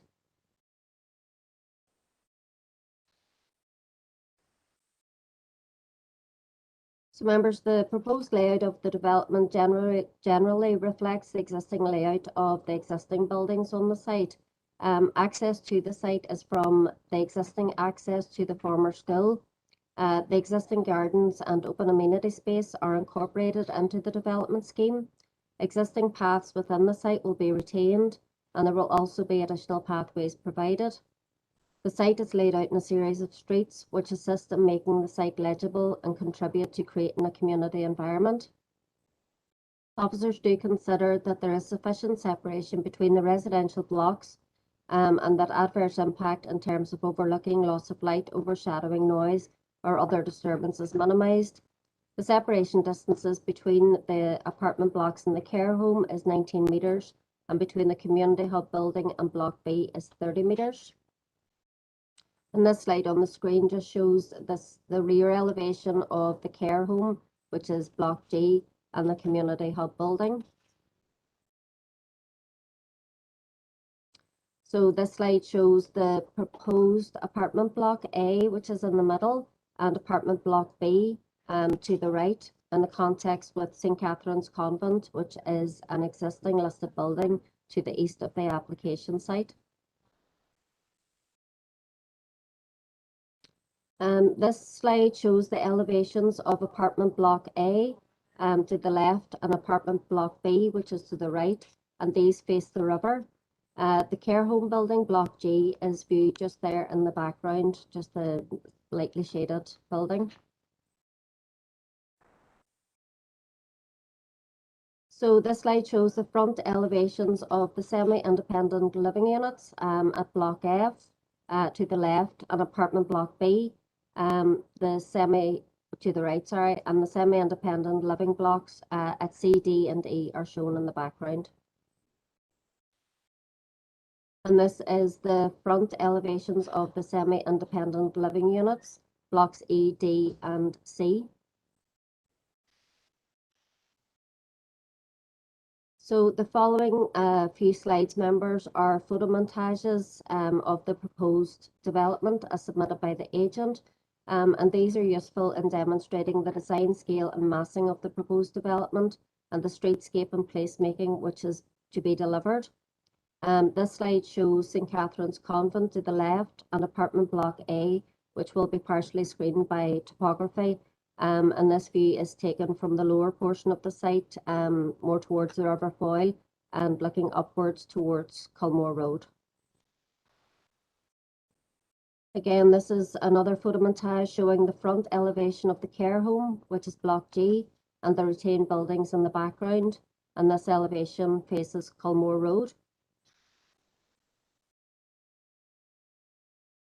This is a photo montage showing the retained buildings in the foreground and the care home in the background. This is a new building. The care home building is replacing the current building on site. and the building to the foreground there is the wee building to be retained. And again, this is just another photomontage showing the rear elevation of the care home and the front elevation of apartment block A.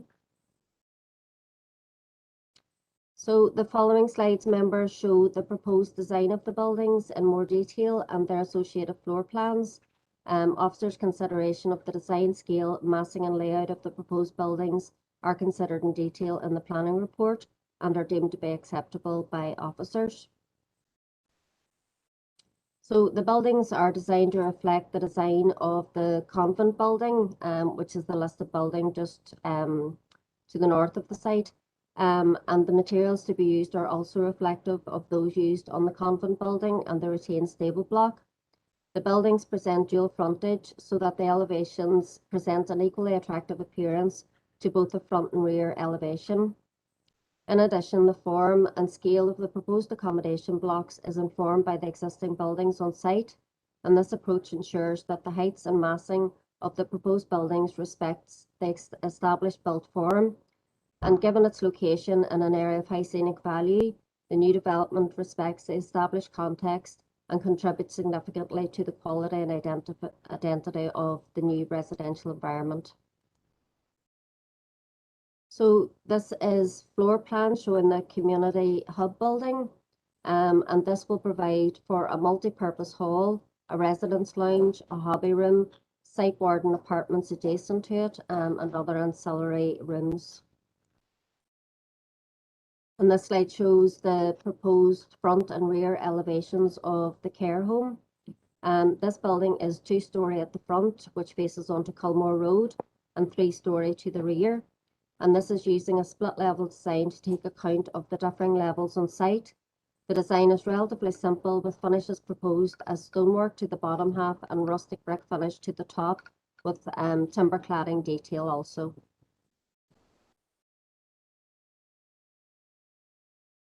This is just floor plans of the care home, just showing typical standard and premium rooms. And this is apartment block A, just shows the front and rear elevations. So again, this is a split level building to take account of changing levels on site. And again, the design is considered to be relatively simple, with high quality finishes proposed in brick and stone.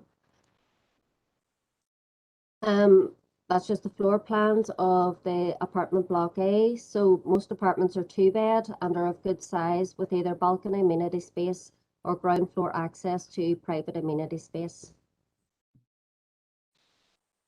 This slide shows apartment block B.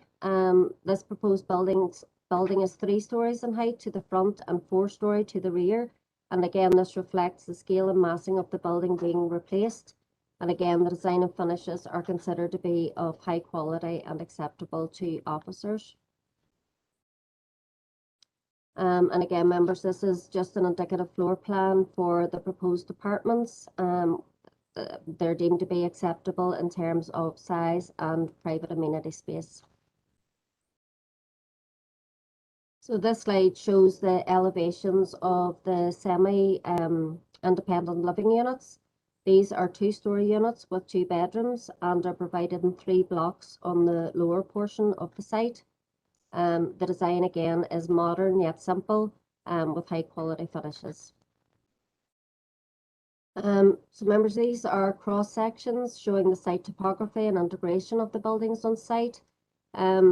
Officers consider that the design and layout takes account of the changing levels on site, which falls from the Culmore Road towards the River Foyle. The footprint of the new buildings will replicate where old buildings associated with the old Thornhill College are to be removed. And members' policy requires that buildings in the countryside must be sited and designed to integrate into the landscape and demonstrate that no adverse impact occurs to the quality or the landscape or quality of the landscape. Officers consider the proposed buildings are sited in the footprint of the existing buildings on site, and they do respect the scale and massing of those buildings. The elevation presented onto Culmore Road retains historic buildings, and the scale of the new build care home buildings respects the established buildings on site. The site slopes from Culmore Road towards the river, and due to this topography, the care home and apartment blocks A and B are split level, presenting as 2 and 3 story to their front elevations and falling to 3 and 4 story at the rear elevations. When viewed as a group, the new buildings respect the scale and massing of the existing buildings on site. The existing landscape buffer of mature trees and pathways and open space on the lower part of the site towards the river is also maintained and enhanced. This is the site layout showing informal interconnected network of paths through the site. Officers consider there's good connectivity throughout the site, linking the proposed accommodation to the main road and landscaped open space areas throughout through a network of adopted roads and footpaths. With regards to landscaping, the existing trees populate the southern part of the site, bounding the River Foyle. Planting is proposed along the streets to soften the hard landscaping and car parking spaces outside the apartments and independent living units. The slide shows the landscaping scheme with retention of mature vegetation on the lower portion of the site and new landscaping which is punctuated throughout the new upper portion of the site. The residential blocks are set out along a series of streets, and these are outlined in red, and which assists with the community environment. The areas highlighted red contain the roadway and footpaths which are to be adopted by DFI roads. So the following policies were considered during the processing of the application and are considered in detail in the planning report. Obviously the dairy area plan, ASPPS, PPS2, PPS3, PPS6, PPS7, PPS8, PPS15 and PPS21, and also DCAN 9 regarding residential and nursing homes. And the following consultees were consulted during the processing of the application and of no objection subject to conditions or informatives. That includes HED Historic Buildings, HED Historic Monuments, NIA Marine, NIA Natural Environment Division, NIA Water Management Unit, Environmental Health, SES, DFI Rivers, Lochs Agency, NI Water, and the Health and Safety Executive of Northern Ireland. With regards to DFI roads, at the time of writing the report for members, a formal consultation had not been received from DFI roads. Members will note the late items in their packs which confirm that DFI roads are now content with the development as proposed, and that includes the road safety audits as submitted by the agent, and DFI roads have returned their consultation response with conditions proposed. So regarding the PPS3 and DFI roads and officers' consideration of this also, it is considered that the layout of the new development has taken account of the needs of people with disabilities and others whose mobility is impaired. There are 37 dedicated disabled parking bays, and these are provided at various locations throughout the development. Level access from all parking provision is provided to all living accommodation units. In respect of policy AMP7, a total of 132 car parking spaces are provided within the site. With regards to the care home, there's approximately 2 doctors and 11 nurses and ancillary staff, and the parking requirements for the care home is a total of 25 number car parking spaces. With regards to the apartments and dwelling units, 110 spaces are provided. This is considered by officers to be adequate to allow provision of assigned parking spaces for longer term residents of the development, whilst also ensuring that the streets do not become dominated with cars and allows the appearance of streets to be softened with the landscaping.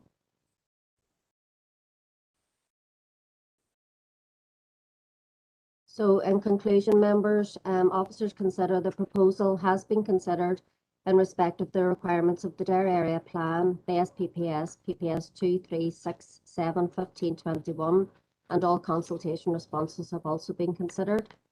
Officers consider that a quality residential environment has been achieved in accordance with PPS 7, that infrastructure works are provided in accordance with PPS 3, the protection of natural habitats is achieved in accordance with PPS 2, impact on listed buildings and archaeology has been assessed with regards to PPS 6 and found acceptable. The potential for flood risk has been assessed in line with PPS 15 and is also acceptable. The development is also considered to comply with the SPPS for Northern Ireland.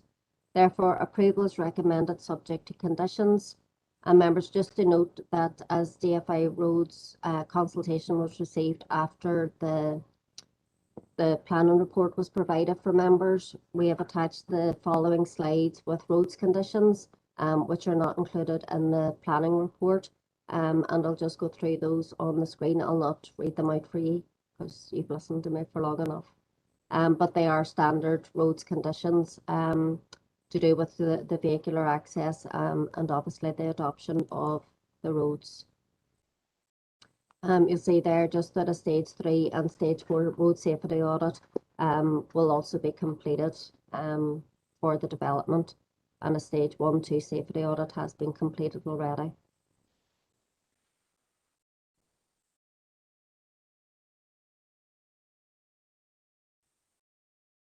Okay. Thank you, members. Thank you, Henry, for a very in-depth report there.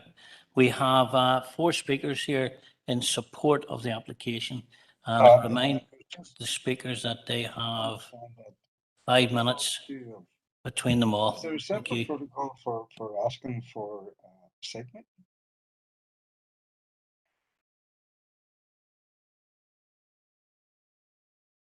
Right. Okay.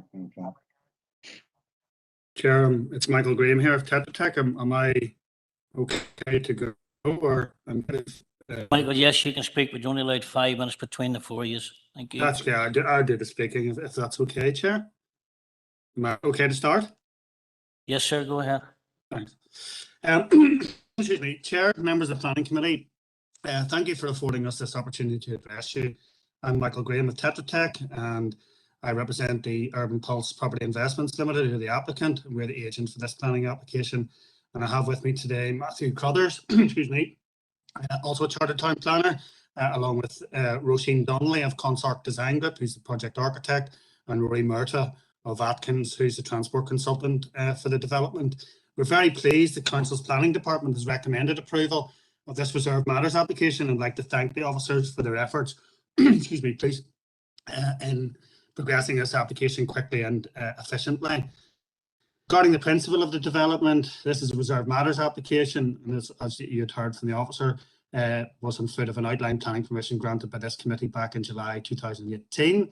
It's the outline planning permission established the principle of redeveloping this former Thornhill College site to provide a retirement development, and the Reserved Matters application itself addresses all the conditions of the outline planning permission and seeks confirmation of the detailed design of the scheme, detailed plans, drawings, reports, etc., setting out the design, the siting, external appearances, access, parking, amenity, landscaping, etc. have all been provided. The key elements in the design features of the proposed development, it retains the existing buildings at the Culmore Road site frontage to provide a community hub building, community services buildings, and a site warden building. The retention of these existing buildings at the entrance of the site ensures that it retains its sense of place. The remaining school buildings will be redeveloped to provide the 57-bed care home, and by way of a 3-storey building, if you like, in its largest part, and 53 semi-independent living units in 6 separate blocks, A to F, all of which are within the built footprint of the existing buildings from east to west in the centre of the site. It also provides amenity areas, allotment areas, formal landscaped areas, remodels the site path network, and all associated access, parking, drainage, and landscaping enhancement works. Internal road layout follows the site contours and utilises the existing access point to Culmore Road.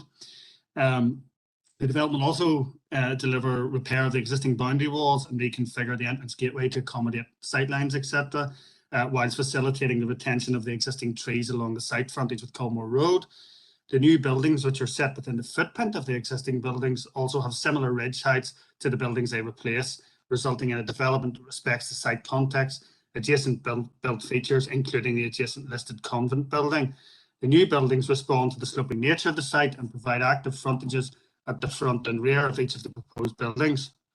To create a vibrant community that will offer a wealth of social activities, good facilities and a range of accommodation types with a secure and maintained environment.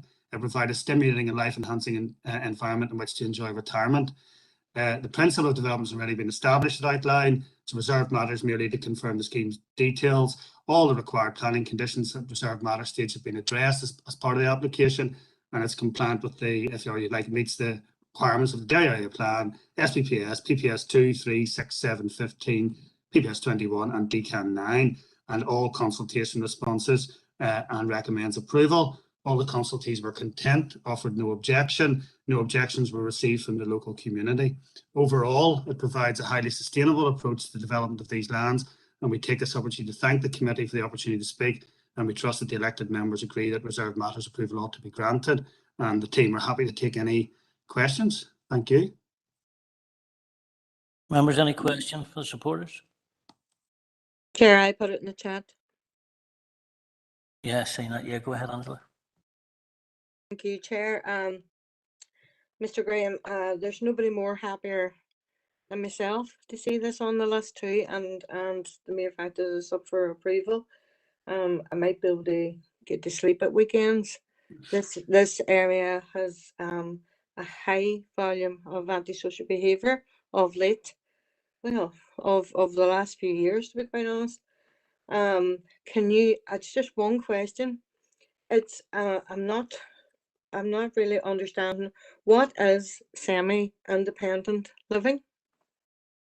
Semi-independent living is basically the people that will live there. There's a legal agreement. It should start as well with the Section 76 that was agreed at the outline stage. You have to be over 55 to live there, and then the semi-independent, you're able to avail of all of the other facilities, the community hub buildings, all of those sort of facilities. And if you require care or want care, you can avail of that, etc., and use all of the community.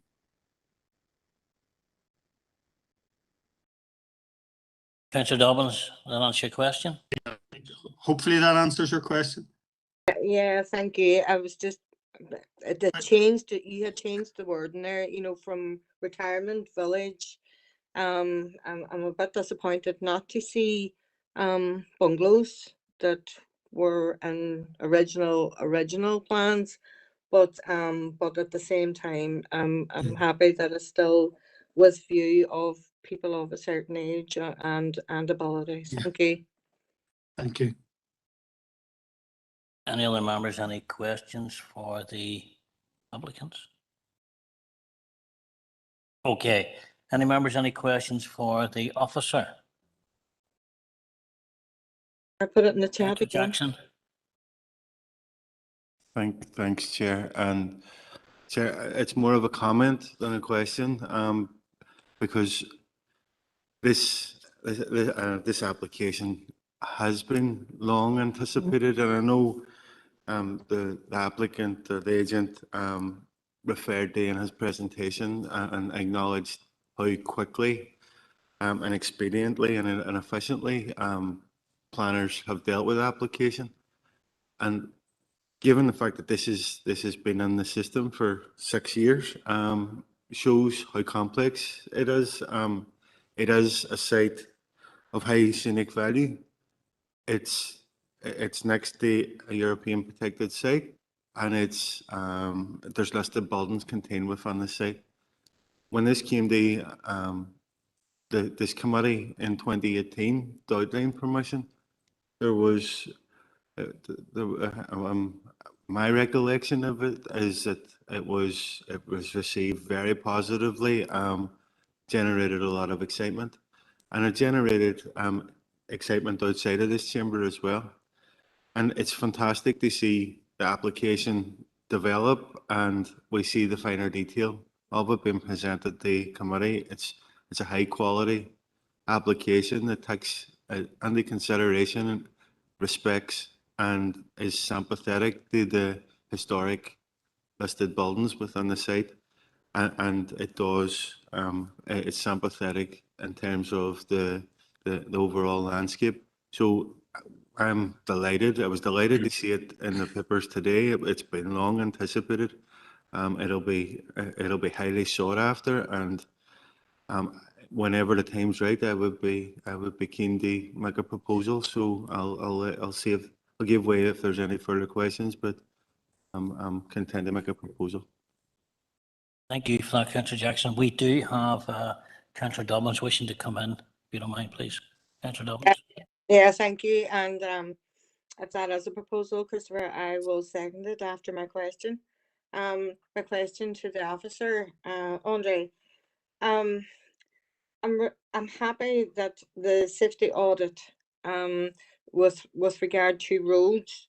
Can I just clarify that there's another that as a condition, because I would like conditions added to the approval, you know, that considering that we do have Thornhill College opposite, the new Thornhill College opposite that, and the traffic there has been the biggest headache in the world. There has been children who have been knocked down, one seriously maimed. So I would be very insistent that this safety audit of the traffic on the road, you know, be on that as a condition to that. And I do echo everything that Christopher had said there with regard to this development. You know, it has been a long time coming, and the mere fact that it should flow with the surrounding area, I'm 100% behind that. So I do second Christopher's proposal there. Thank you. Thank you, Councillor Dobbins. That we have the Maura, I forgot your name there. Maura, come here, please. Thank you, Chair. I'm just asked on. Yeah, sorry. Sorry, Andre, I'll just come in first and then I'll let you come in on the audit. Which is one thing I just wanted to clarify for members is that this site is subject to Section 76, which members will be aware of the outline stage. It's just important to highlight that again, that the land in question is, you know, and the proposal and outline it was subject to the specialised type of development scheme. This isn't just individual, obviously, houses in the countryside. This is a particular specialist project that members have considered, and that's copper fastened in the land and any subsequent successors in title. So it's just to highlight that again in case that wouldn't come out and it was mentioned in the presentations. It's just important for me to highlight that to yourselves because it is outside the development limit of Culmore. So it's just a reminder because we debated that considerably at the time. It's important just in terms of the planning legislative context around that. So, but Andre, I wonder, could you come back on Councillor Dobbins' point about the traffic audit, please? Thanks. Yes, certainly through the chair. Yes, Councillor Dobbins, I can confirm that in accordance with the conditions on the outline, a stage 1 and stage 2 safety audit was completed. Up to this point, there is a condition again from ourselves and roads, it will be placed on this reserve matters application, and that's just condition 5, that on completion of the works a subsequent stage 3 and subsequent stage 4 road safety audit shall be submitted and agreed with the planning authority, and we will do that in conjunction with DFI roads. Thanks very much, Andre. Okay, members, we have a proposal here to accept the recommendation of the officer proposed by Councillor Jackson, seconded by Councillor Dobbins. What we're going to do is we're going to actually vote and do a roll call vote, including members in the chamber as well, and it'll keep it flowing a little bit easier. So I'm going to call on to do that. Thank you.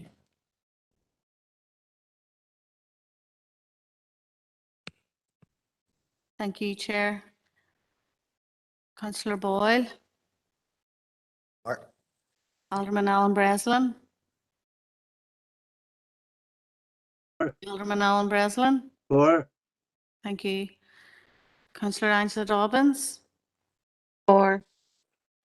Councillor Paul Gallagher. For. Councillor Derek Hussey. For the recommendation. Councillor Christopher Jackson, 4. Councillor Dan Kelly, 4. Councillor Keith Kerrigan, 4. Alderman Hilary McClintock, 4. Councillor Kieran Maguire, apologies, Councillor Philip McKinney, 4. Councillor Sean Mooney, 4. and Councillor Damon Mulligan, apologies, Mullen, sorry. Thank you. Okay, members, that is a unanimous vote. Thank you. What I'd like to suggest is now that we take a quick recess and everybody's back in for, and back on the line as well for 4:20. We all agree with that? Yeah, okay, thank you.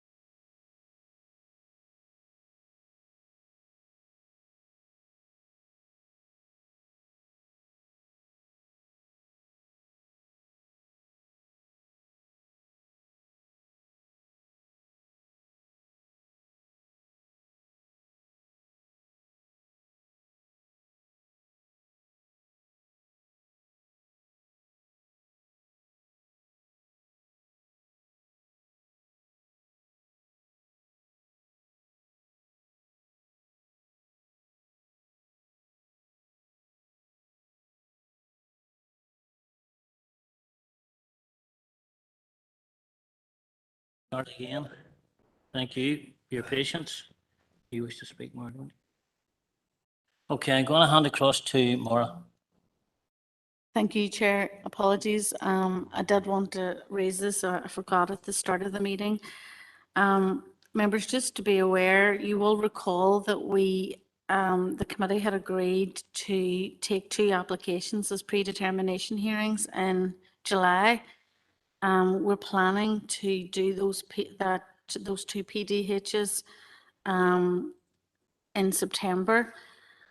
We have some preliminary dates in your diary, and we will forward those to you shortly, just to let you know. I think it's in the next fortnight, but we will send those invites out. It's just to give you pre-notice of that. You would have been told in July anyway that we were hoping to do them, not obviously before you went on holiday and recess, but we probably need to push on with that now in September, so you will see that in your diaries. I just wanted to give you notice of that. Thanks. Thank you, Chair. Thank you for that, Maura. Can I just make a comment here? We see some people still who are not speaking at the minute with their cameras on. Could they please turn the cameras off when you're not speaking? Thank you. Okay, now we're going to deal with item number 10. LA 1120210613F, and Laura is going to take us through that. Thank you.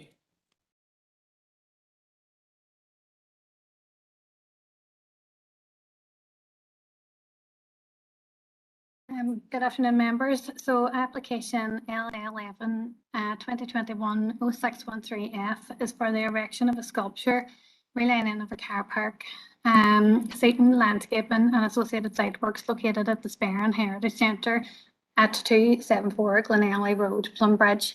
The recommendation is to approve. As can be seen on this slide, the application site is defined by the red line. It's located on the northern side of the Glenelly Road, and it's adjacent to and part of the Sperrin Heritage Centre building grounds. The site is 8 miles east of Plumbridge, and Crana is 1 mile to the west. So this slide just shows some photos of the application site. It slopes upward from the Glenelly Road towards the northern site boundary. The area where the proposed sculpture is to be located is to the northeast of the existing Heritage Centre building and comprises mainly of rough grassland. There's a watercourse along the eastern boundary of the site with groups of trees forming the remainder of the site boundaries. And the Heritage Centre building occupies the lower ground from here.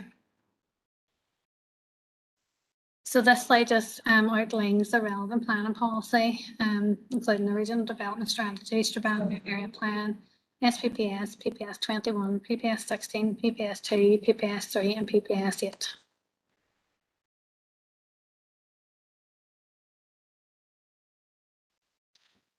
So this slide provides some elevations of the proposed sculpture and the proposed site layout.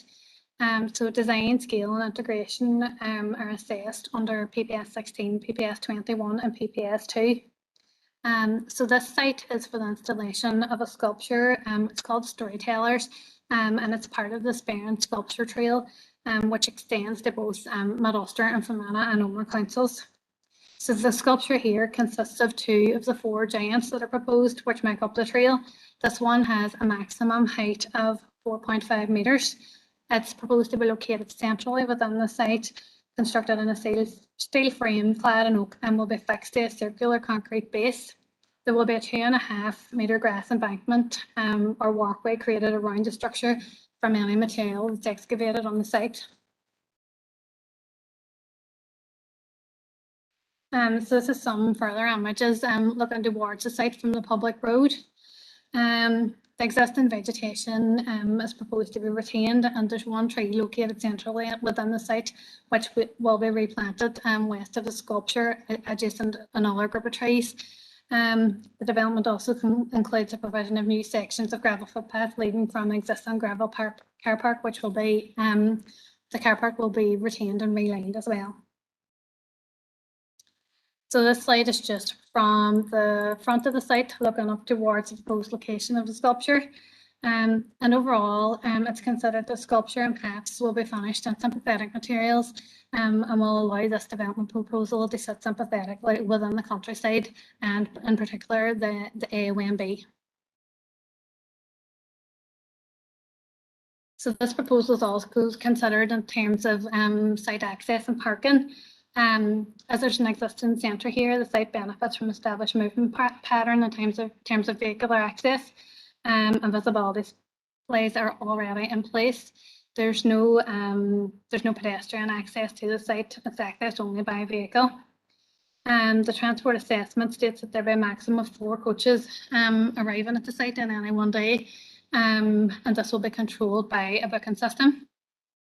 Therefore, it's concluded that there's sufficient car and bus parking available at this location within the existing parking area, which will be repurposed. DFI Roads have been consulted and have not raised any objections to the proposal and provided standard conditions. So the proposals are considered in terms of natural and built heritage and flood risk. So we received an ecological appraisal, a PEA report and a habitats regulations assessment, as well as an outline SEMP.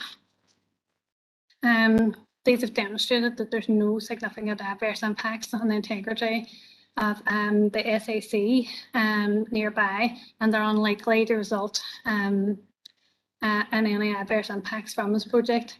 The site of the sculpture itself was assessed as having low potential for bats, otters, and badgers. NIA and SAS were both consulted to consider these documents and the proposal and have no objections subject to mitigating conditions. There's a maintenance strip required along the watercourse, and this has been indicated in the drawings. A drainage assessment has also been reviewed by DFI Rivers, and there's been no objections to that. There are no archaeological sites or monuments or listed buildings nearby which will be affected by the proposal. So in terms of amenity, compatibility and safety, it's considered that there'll be no adverse impact on the nearby residential properties other than during construction, which can be mitigated against. There'll be no overlooking or loss of light. Car park is located in the existing area, so that will not have any further impact than which would have existed. And the sculptures to be located at the existing tourist centre. And will provide a pathway to it, which means that the safety of any visitors, along with the off-road parking, will be considered. So overall, having considered the relevant planning policy, it can be concluded that this proposal complies. Considered sculpture is of a suitable design in the rural landscape and won't adversely affect the character of the area or the area of extending natural beauty. It will act as a focal point for tourism in the area and will as a result bring visitors to the area, which will help to sustain the local economy. It will not adversely affect the amenity of any nearby residents and can provide a safe access and parking at the site, and it will not adversely impact any protected sites or protected species subject to conditions. Therefore, approval is recommended subject to the conditions set out in the planning report. Thank you. Thank you for that. We have one speaker, Mr. Dermot Monaghan. So you have 5 minutes. Thank you, Chair, for the opportunity of addressing the committee this afternoon.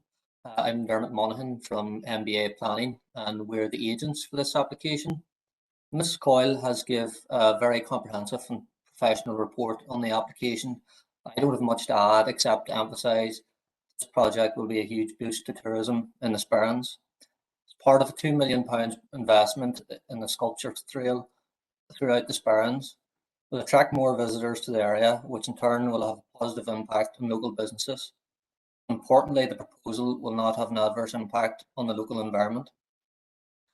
To take this opportunity to thank the Planning Department for their hard work and progress in the application quickly and efficiently, I would support their recommendation to approve. I'm happy to address any queries members might have about the proposal. Thank you very much. Do we have any questions?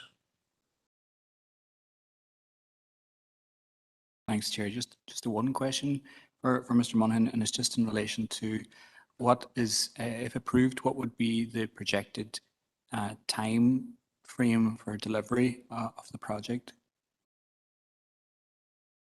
As far as I'm aware, the proposal will be built early next year. Is that okay? Right, anyone, any further questions for the speaker? Okay, any questions for the officer?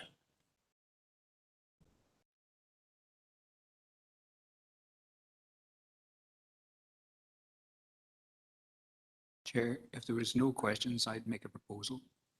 Thank you for that, Mr. Right. Chair, it's just, I suppose we have been at arm's length following this, the progression of this since the announcement of the funding for the sculpture trail in the Sperrins. And I remember being somewhat excited at the announcement earlier in the year that the Danish sculptor Thomas Stambo had won the open competition to deliver the sculpture trail, not just in this council area, but in 2 other councils as part of the Partnership for the Sperrins. So that was a very exciting presentation. And I know it's not reflected in the planning assessment because it's not material, but there's a fascinating backstory to the sculptures themselves and the poetry that goes with it. And I think it's so exciting to see actually a Danish artist absorb some of that poetry from the Sperrins and some of that that legacy stuff and incorporate it into sculpture. And there's a very small picture in the report, but if you go online and look at his sculptures that he has installed around the world, they are done from usually from recycled materials. So I think it's a lovely concept to have these giants in the Sperrins, and I'm so excited that he won just the open competition and he's going to be delivering them, and that we're getting 2 of them in our council district on the one site, and the other councils are just getting the one. So we kind of come out all the better for that. But I think this is exciting, not just in terms of this initial development, but for the possibility of the whole redevelopment of that Sperrin Visitor Centre site, which has been mothballed for a couple of years. So I kind of see this as stage 1 or phase 1, and I'm so excited by the work the council has done on this, because there has been a lot of work done on this, and to acknowledge also that the department for DERA for the trust that they have placed in council in terms of this proposal for the Sperrins. So on foot of all of that, and in terms of the report and the recommendation, I want to propose that we accept the officer recommendation to approve this application. Thank you for that, Councillor. We have Alderman Carrigan wishes to speak in the chat box. Chair, was that myself? Was that Alderman Hussey? I just didn't hear you right there. If it was myself, all I was doing was content to second Councillor Kenny's proposal. Chair, thank you. Thank you very much for that. Okay, so we have a proposal to accept the recommendation from the officer, proposed by Councillor Kelly, seconded by Councillor Carrigan. Do we need to roll call? Any objections to this proposal? I see nothing in the chat box or in the chamber. What? Okay. I think it'll be unanimous then. Unanimously accepted. Thank you.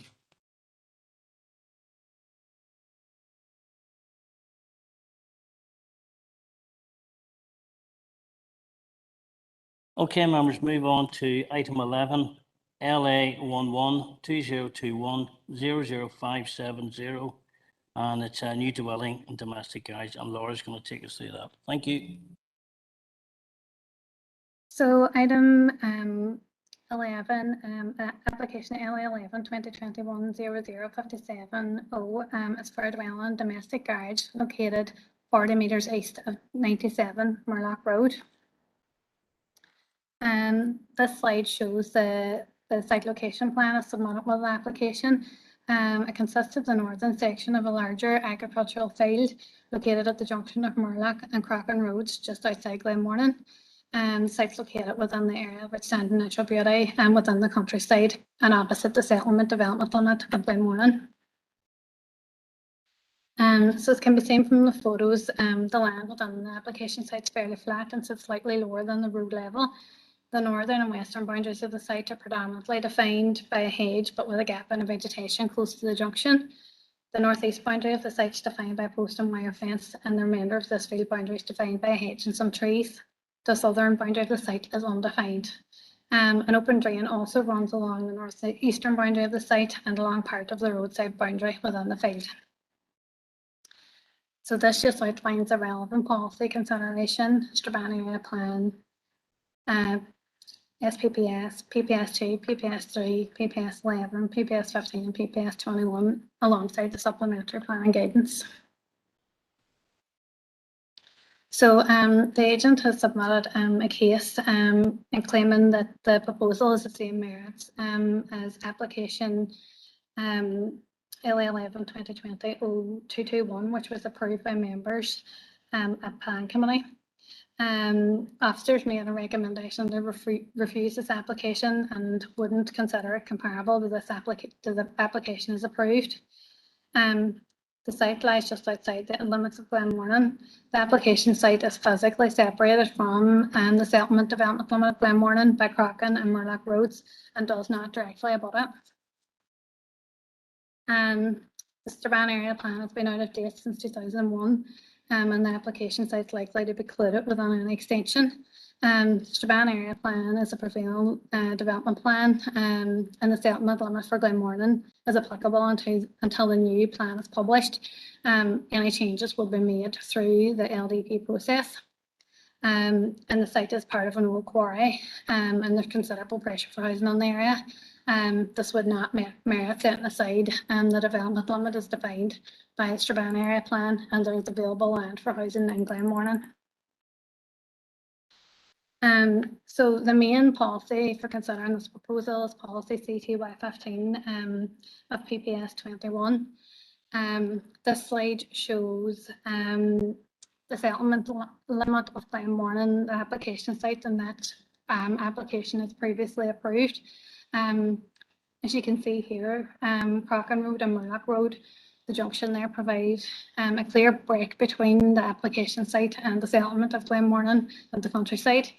This application site located on the opposite side of the road as a junction is physically separated from the settlement by these roads. And it doesn't directly abut the settlement limit apart from a small section there along the southwest boundary, which is opposite the settlement limit.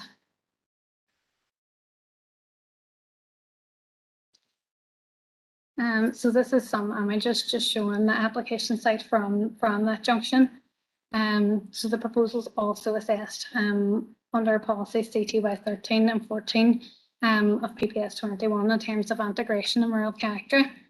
So it's considered that a dwelling on the site will be visible on approach along Murlock Road and Crochan Road and from Glenmornan. Due to the lack of vegetation along the southeast and northeast boundaries, which will provide any enclosure to integrated dwelling from these vantage points.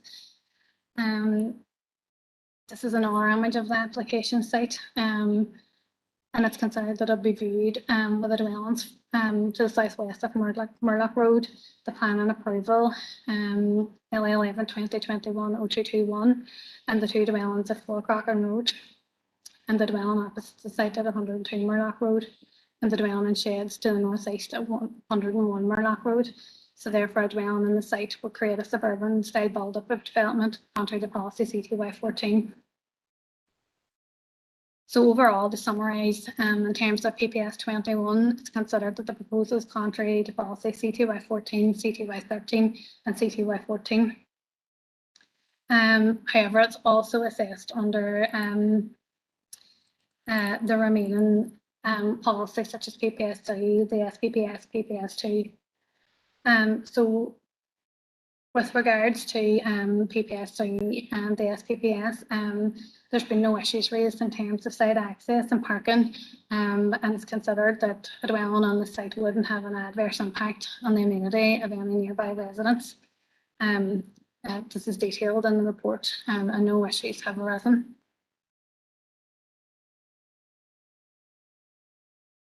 In terms of natural heritage, an ecological assessment has been provided to assess the site and those drains which run along the site boundaries. It's been considered that they have little opportunity to support any biodiversity, so therefore the proposal complies with PPS 2. Also, PPS 11 is considered due to the proximity of the site to the wastewater treatment works in Glenmornan. However, due to the separation distance, it's considered that any future residents of the site wouldn't be adversely impacted by this. In terms of PPS 15, DFI Rivers requested a maintenance strip required along the water course, which can be conditioned should this application be approved. The northwest corner of the site is partially within the protected surface water flood area, but DFI Rivers have advised that a drainage assessment isn't required, and this will be under the control of the applicant or the developer. So overall, just to summarise, it's considered that the proposal is contrary to CTY 1, CTY 15 of PPS 21, as there's no reason why this proposal can't be located within a settlement, and the approval of a dwelling in the site would mar this distinction between the hamlet of Glenmornan and the surrounding countryside, and would therefore result in urban sprawl, and also that a dwelling in the site would fail to integrate and would result in a suburban style build of development contrary to policy CTY 13 and CTY 14. As such, refusal is recommended for the following refusal reasons. Thank you. Thank you, Laura, for that. We have a speaker on behalf of the applicant, his agent, Christopher Caldwell, sir.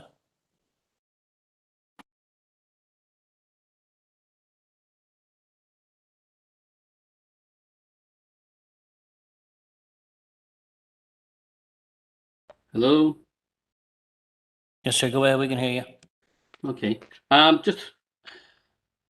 Firstly, I'd just like to reiterate the points that I made in the application that I strongly believe are material considerations. The site opposite has been approved by the council, and a very clear and concise argument was made for the extension of the development limits in it at the time. And I really don't see how there's any real difference between this site and the site across the road. For instance, I'm going to try and share my screen here if that's possible. No. Sharing? No. Which figure do you want to put on the screen? No, I'm trying to share my own screen. Is that not possible? No. I just stopped sharing, so I'm not sure if that will allow you. Can you see my screen now? We can't use your share, sir, sorry. It's against the protocol. We can only use the officer's share. So if you request whichever figure you want up, we'll put it back up for you. Thank you. You see the map that shows the previous application site, the one that was approved? Sir, would you take it down, please? Thank you.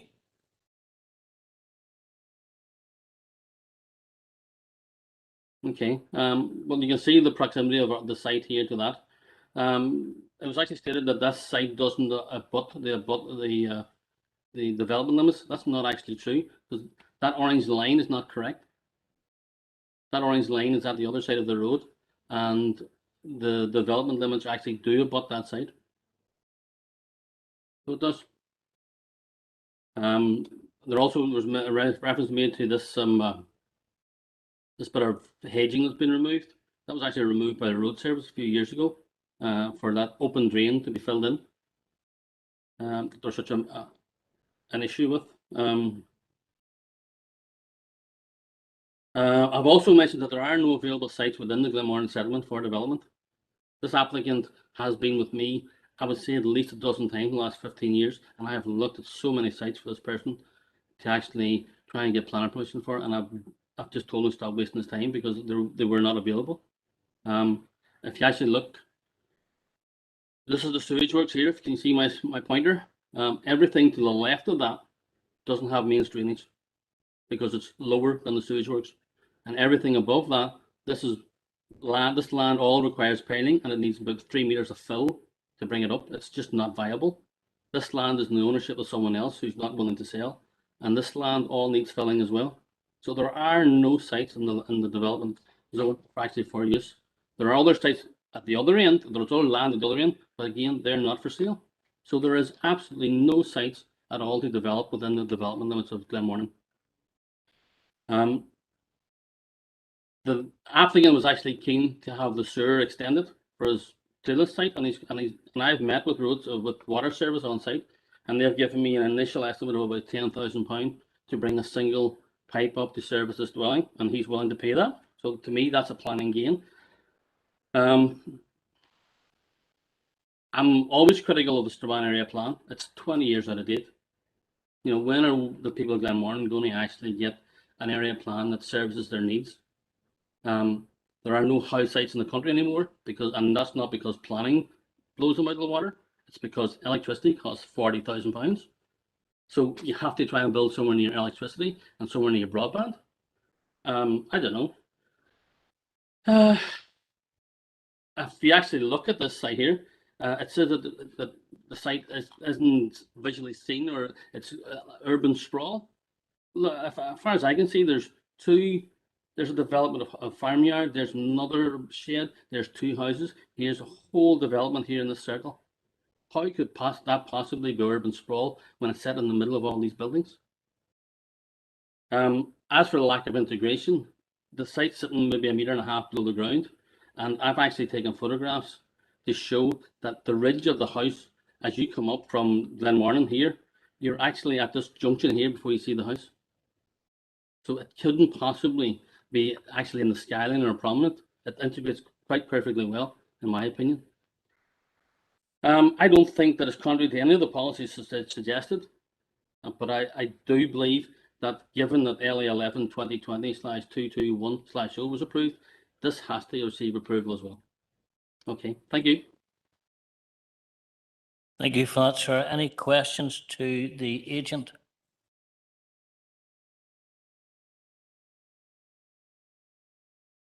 I see nobody indicating in the chamber and no indications on the chat box. I'm therefore going to ask any questions. Sorry, the apology, wish to speak? I just wanted to pick up on the point on the settlement limits. I missed the point that the line on the map is wrong. I want to put that to Yeah, the just if officer. you could clarify that either to the agent or to the officer. Well, give the agent the opportunity first. Agent, like to answer that question, please. The line actually abuts my red line. The line along 97 continues across to Crockin Road, and then it continues across to Murlock Road, and the end rejoins the orange line. The junction of the Crockin Road and the Murlock Road is within the development limits.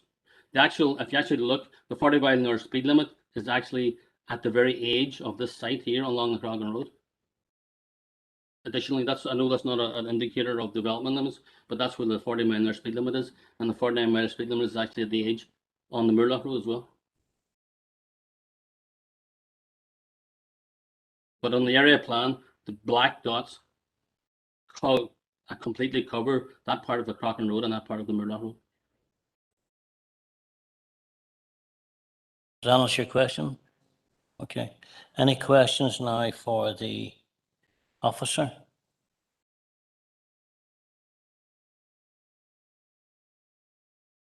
I see nothing in the chat box. Do we have a questioner? I do, Chair. It's just, okay. I wonder, could the officer maybe clarify the integration issue, because I think that's for me is pretty key over all of them, because I am familiar, obviously I live a couple of miles up the road, but so I'm very familiar with that area, and I know when I go down the Crockin Road, it's not really seen there, but that last stretch, you go round the bend and there's a very short view, and it's the same when you come down the Murlock Road. You're at those sheds there at figure 7 before you'd see that view, and you've got the hills behind you. And the same coming down the Crockin Road, you'd have Barn Hill behind you in terms of the thing. When you're coming up through the village, the house and the angles, because there's sheds and other development in and around behind where you would be looking from that are all down below the level of the natural topography. I'm just wondering then in terms of the integration of a structure, because I'm presuming it would be probably a single story, how would that not integrate? Because to my mind, the buildings that are there, which are single story, integrate behind that, and the 2-story buildings like the barns and what have you on the farms, they all fall below the skyline. So it's just if you could clarify maybe the integration issue, because that for me is probably key to this. Thank you for that, Councillor Kelly. Laura, could you come in and some thank you. clarity, please? Yeah, thank you, Councillor Kelly. I suppose when we're considering integration, we consider it every site, you know, on a site-by-site basis. And just in terms of this site, it doesn't have mature or really established boundaries, and one of the boundaries is completely undefined. So, what, in our opinion, that a dwelling on the site, you know, would protrude under the landscape, under the rural landscape, and as a result wouldn't integrate. There's been there's no like this application is just outlined, so there's been nothing specific received in terms of like if it's a single-story dwelling or a 2-story dwelling. But if you felt that a single-story dwelling would only be suitable, that's something we could condition if approval is granted.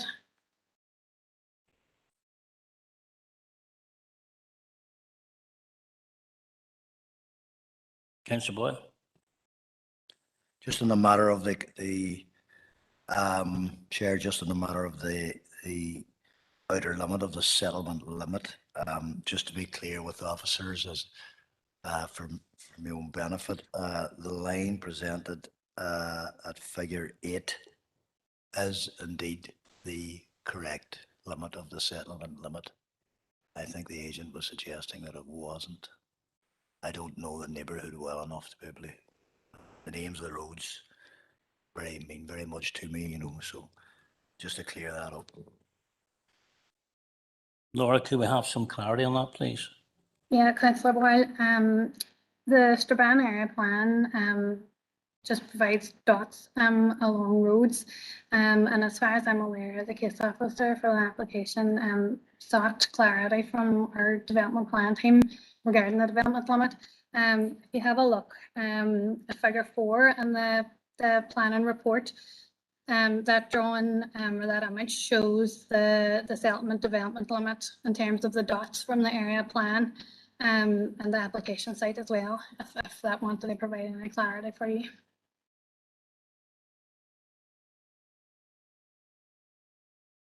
Boyle. Thank you. Councillor Kelly.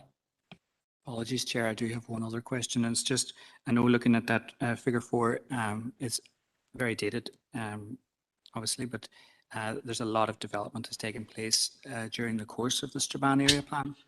And reference was made to land availability. And I am aware, through my own knowledge, that lands that are currently zoned within the development plan have been impacted by the recent, the newly released flood maps for the district.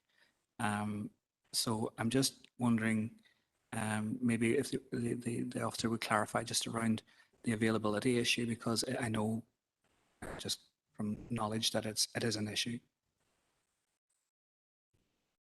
Laura, could you comment on that, please? Yes, Councillor Kelly. Well, I suppose that section of the development limit, you can see there is land available there within the settlement, and obviously if there is issues with regards to flooding on specific sites, that's something that we would consider and usually and can on occasion be mitigated against. But I mean, no, I wouldn't have anything specific regarding every single site that's available within Glenmornan that will be like assessed on a case-by-case basis. Thank you, Laura.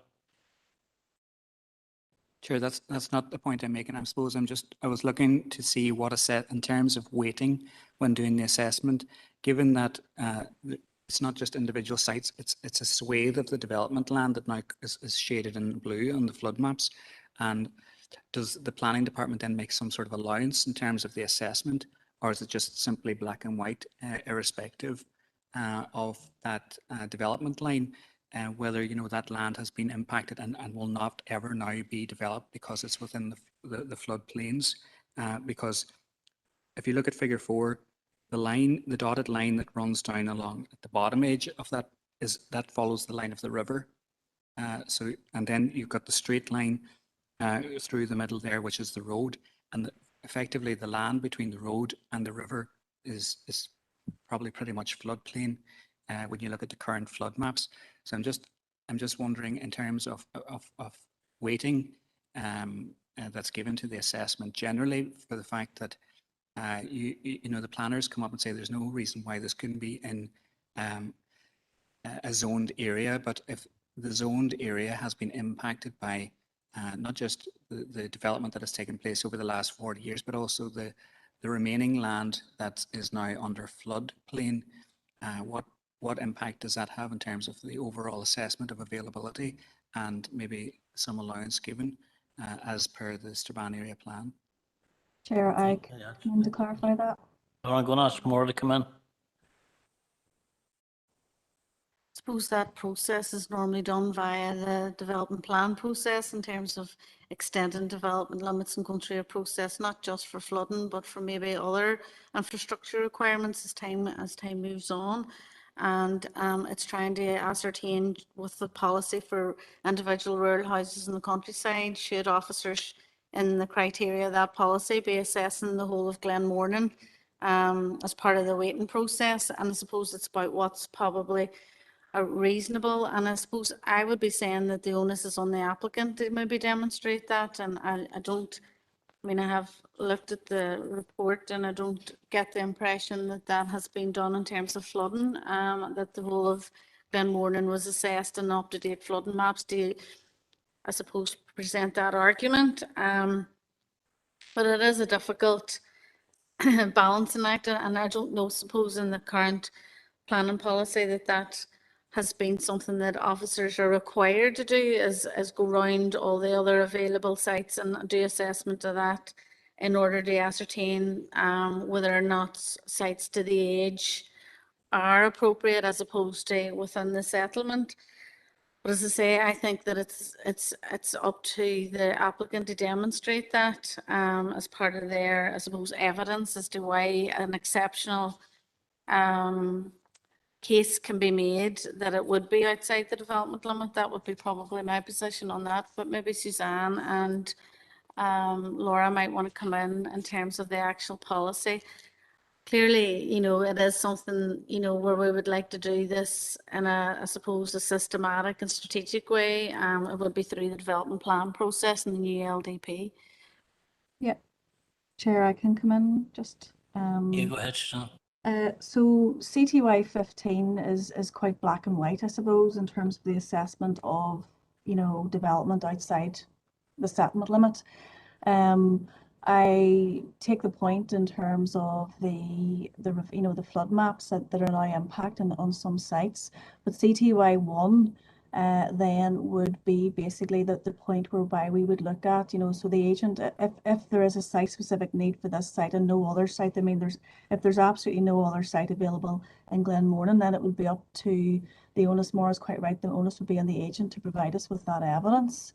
And the evidence then also why what stages of floodplain is the land, all that sort of stuff, and we would probably have to go on to DFI rivers and things like that. But so none of that information has been submitted or was a consideration, and as officers we would be looking at PPS 21, and it wouldn't be the weight we would give to those issues would in our consideration would be minimal unless it's raised as a real issue by the applicant, and it's considered and pursued further that way.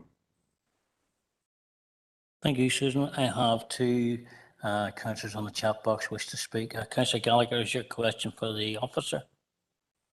Yes, Chair. Go ahead, sir. Just, I have a couple, just, I'll throw them out. Just on figure 7, you know, the one with the black dots on it. And if we're talking about abuts, the outer limits, and you were looking at that one, you would say it's as close as you'll get to abuts as abuts may be.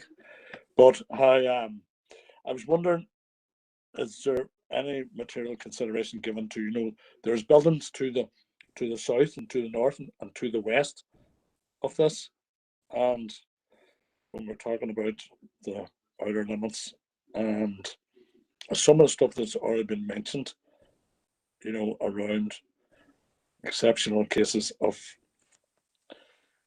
land not being available and possibility of what we heard here today of trying to find a site the previous 15 years. How rather than, you know, than sprawl, are we really talking infill here rather than sprawl where this current site sits? So it's just, I'm wondering, was there any material consideration given to those buildings outside the limits that surround this current site? Chair, I can come in on that. You just hold on there. Also have a question for from Alderman Hussey for the officer as well. Alderman Hussey. Thank you, Chair. It's just for clarification. I may have missed it, but you know, to my mind, am I right in thinking a precedent has been set adjacent to the applicant's site? That's number one. And number two, looking at the photographs, am I correct in saying that the site is within the speed limits for the settlement? If I'm reading that correctly in the photographs that are in front of me. Thank you, Chair. Over to the officers there for that, please. Okay, so Councillor Gallagher's in response to that. So when we would receive an application, Councillor Gallagher, for an outline application, you know, we would assess it under all the relevant policy in CTY and PPS 21. So if we felt that this was an infill opportunity, we wouldn't be in front of you here today. I think, you know, clearly looking at the map, and obviously Laura can support this from being at the site. You know, the site is not a small gap, okay, and a substantially built up frontage. It's part of a very large gap. And I suppose in terms of settlement limits, you know, whether we like it or not, that's the limit that we have to work with. Unless there are you know, real material considerations that we officers or our members want to give determining weight to set aside CTY 15, then that's, you know, the policy that we must assess it under is the CTY 15, and as officers we haven't been given any information other than what Mr. Call was put today in terms of assessing it. In terms of Councillor Hussey's point, I mean, the adjacent site was approved for a reason. At the time that members considered it should be approved. It could be taken as a precedent, and it's something that we have to consider and weigh up today. As for the actual point of the speed limit, Laura, are you familiar with that? Or maybe some of the members are more familiar with the agent, the speed limit than me on that. But the issue here is not the speed limit, it's the development limit.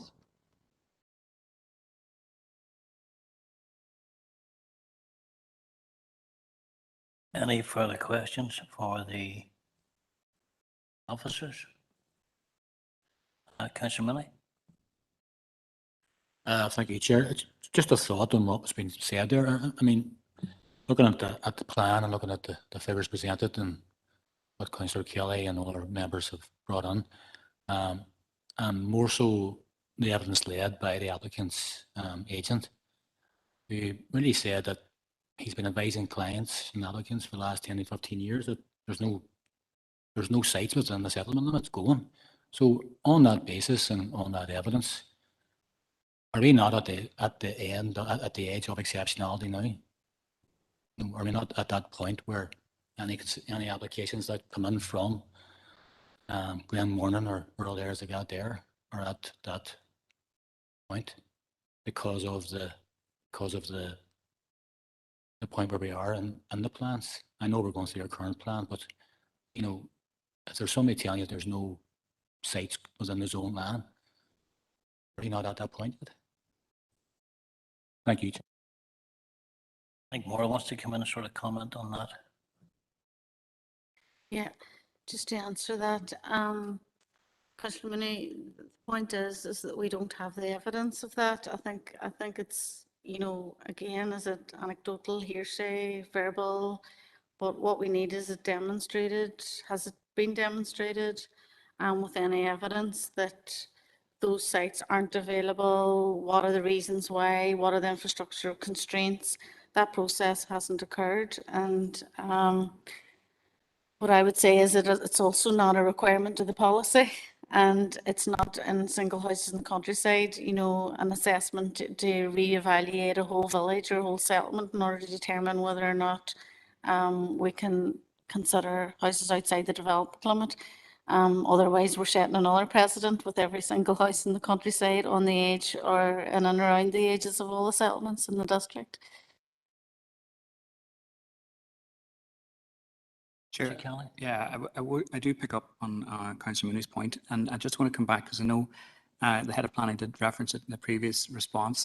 I do agree that the best course of action is that this is done within the context of the local development plan. But I think just when we're talking about exceptionalities, and this is not a reflection on our planning staff or on council, but you know, we're left with a situation where DOE didn't update our local development plan, and we're sitting with one which is hugely out of date. And I think, you know, that in itself is an exceptionality, because this issue probably would have been addressed if our local development plan had been updated and kept up to date over the course of what would be the norm for these things every 5 years reviewed, you know. So yeah, I agree that it's best done within the context of the LDP, but we're talking about an LDP which, you know, dates back to 1986, and that's hanging over us as well. That I think has to be a consideration in terms of exceptionality, because there hasn't been appropriate updating of the area plan over the past 40 years. Just to sort of suppose we are now, you know, in a process, hopefully, where we're depositing our current strategy. And once we get that through an independent examination in terms of our current council's LDP, the process of reviewing the settlement limits and those issues will be as such at the stage 2 of our process, which we're about to hopefully embark on in the near future. So it's the whole issue of prematurity.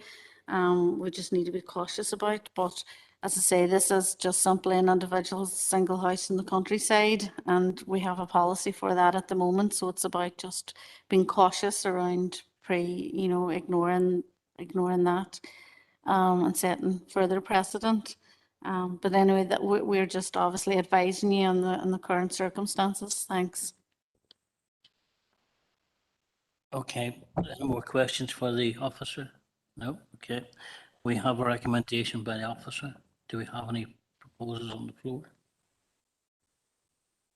Chair, I would propose that we don't accept the officer's recommendation to refuse. I think there are a number of mitigating factors, not least of which is land availability within the settlement limits of Glenmornan. Is the issue of the floodplain mapping and the impact that has had on the lands there. I think in terms of the integration, I think we're in real terms very short fuse. Just that very short straight when you turn the corner in the Crockin Road, approaching the Crockin Road Murlock Road junction. From the Murlock Road, it's really from the Glenmornan sign as you're approaching the village. That's the view, and once you go past, that's it. and from the village itself. I don't think it's going to be visible. In fact, I'm certain it's not going to be visible from the village because of the topography, because the village goes across, it's flat, and then it rises up at the end. So this is tucked in behind that height. And what was the other one? Integration. And the exceptional circumstance is, yeah, I think there is exceptional circumstance in this case because the area plan, in terms of outlining what is a settlement, is so out of date.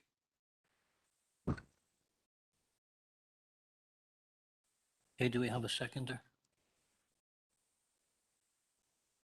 Second, the chair. Paul Gallagher. Okay, Councillor Gallagher, thank you for that. So the proposal is to overturn the officer's recommendation on the grounds of mitigating circumstances in reflection to the integration and the out-of-date site limits.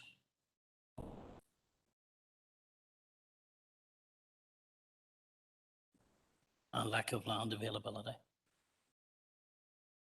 that correct, Councillor Kelly? Yeah, thanks, Chair. Yeah. Okay, can we have a vote on it, please? All those, right, we'll go through the process. Any objections?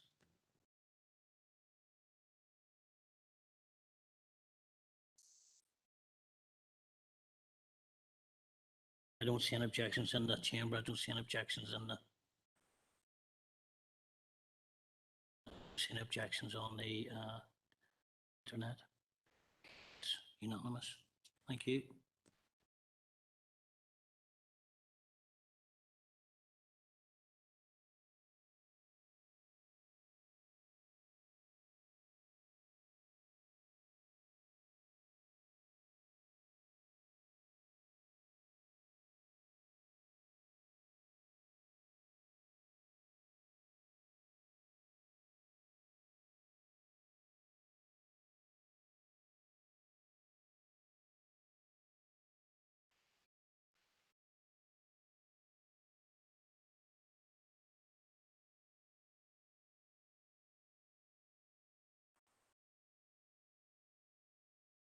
Okay, members, moving on to item number 12.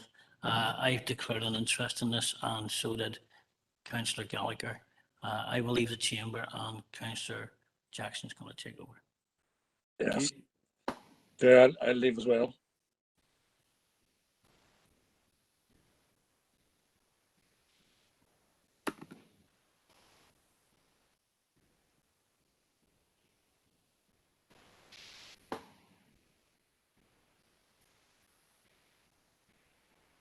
Just, I know there's a change of our chair. Are we being taken out or we just leave the meeting?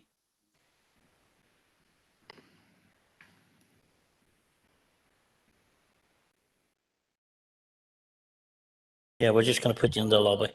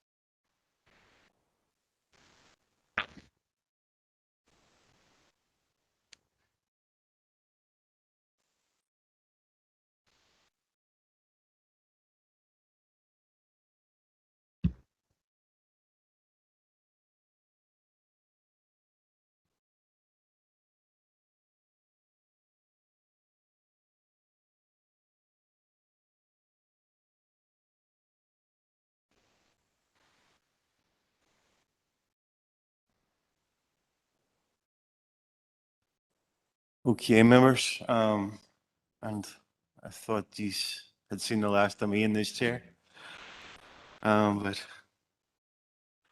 you never know what's around the corner. So did we. I'll try and make this as painless as possible. Our next item is item 12, LA 11 2021-0233, and it's a retention and a change of use from a domestic garage to a Herschel lawn in 4 Edenvale off Limavady Valley Road. Members, I just want to remind you that there was a considerable amount of late information in respect to this application, so I don't know we've all had the opportunity to read over it yesterday, but just to again refer to it as we before the application's been presented. So I'm going to hand over now to Malachy, and Malachy's going to take us through the application. Thanks. Thank you, Chair. Item 12 is LA 11 2021-0233F. The application description is a retention and part change of use of domestic stroke store to hair salon. The location is 4 Edenvale, which is off the Limavady Road, and the recommendation is to approve. As the next slide shows the site location. For those not familiar with it, to the north of the site is the Limavady Road. The development is a standalone detached property at present, and a laneway that leads between the Limavady Road and Brigade Cricket Club and Churchill United Football Club to the south of the site. The site to the north was previously a large detached house which has been demolished. The site itself to the immediate south of it, it was part of a 2017 application for free detached properties. This is one of the free detached properties and the only one that's been constructed to date. And also in the location, the lane there's 2 other large detached properties known as 41A and 41B, Limavady Road as well, and these are opposite the application site. Suppose just to give you an idea in terms of the context again, and referring back to the site location, the site is outlined in red as a detached property with the detached garage store, which is subject of the application site. You'll see the area of hard standing to the north of it was the previous location of what was known as 43 Limavady Road. That's also subject to current plan undecided planning application for residential development. And again, the site to the south is approved for 2 further detached dwellings. And again, the residential properties that access onto the laneway, 41A and 41B, are located directly across from the application site, and you'll just see at the bottom the entrance to the sports grounds. So yeah, this image will show you the house as approved at 4 Edenvale.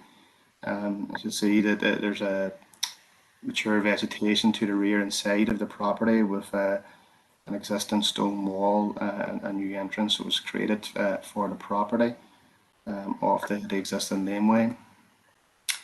Again, this is an internal image of the site with the driveway, and to the rear here is the location of the application.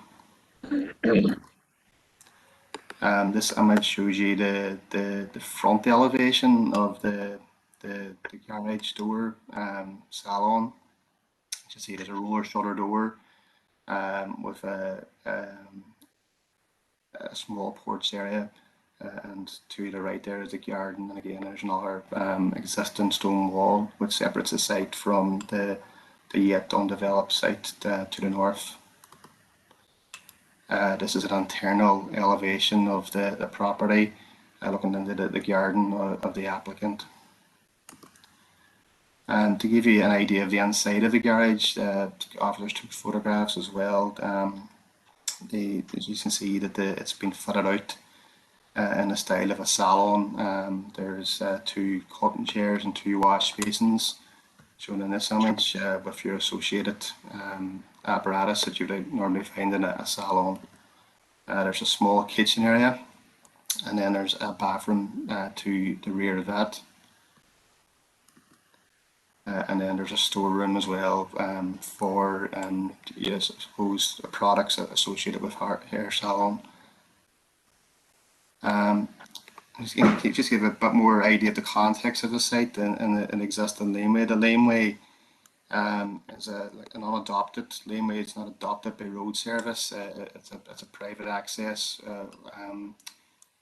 under the ownership of the cricket club, which with a right of way for any residential properties. They get to their properties, and this image is looking back towards the Limavady Road from outside the site. And again, the image is looking back south towards the cricket ground. And you'll notice there's an existing verge, and it's probably a better quality picture. You see the existing verge at the side of the road. The dwelling was approved originally with detached garage. This is the image of what was approved. It was a sample garage with a hip roof. What was constructed and what is subject to retention is a larger garage, but not significantly larger in terms of floor space, and a different style in terms of the roof style. But again, it would be sort of commensurate with what you'd expect for a domestic garage for a detached property of this scale. And the proposed block plan, again, gives you further context of the site, and in particular, it shows the driveway, the location of the garage, and again, we get an idea of the further development to the south, which has been approved, but not yet constructed. So the policy context is set there before you, RDS, the area plan, SPPS, PPS3, PPS4, the PPS7 addendums and critting places and parking standards, which are supplementary planning guidance, which have relevance to the proposed application. In terms of consultees, the DFA Roads, Environmental Health and NA Water have been consulted. There's no major issues raised by any of the consultees. Roads provide conditions and informatives. Environmental Health have proposed a condition to restrict an operational hours and just an informative relating to external lighting, and the NA Water comments are standard NA Water comments. During the application process, and we received a number of representations from one property.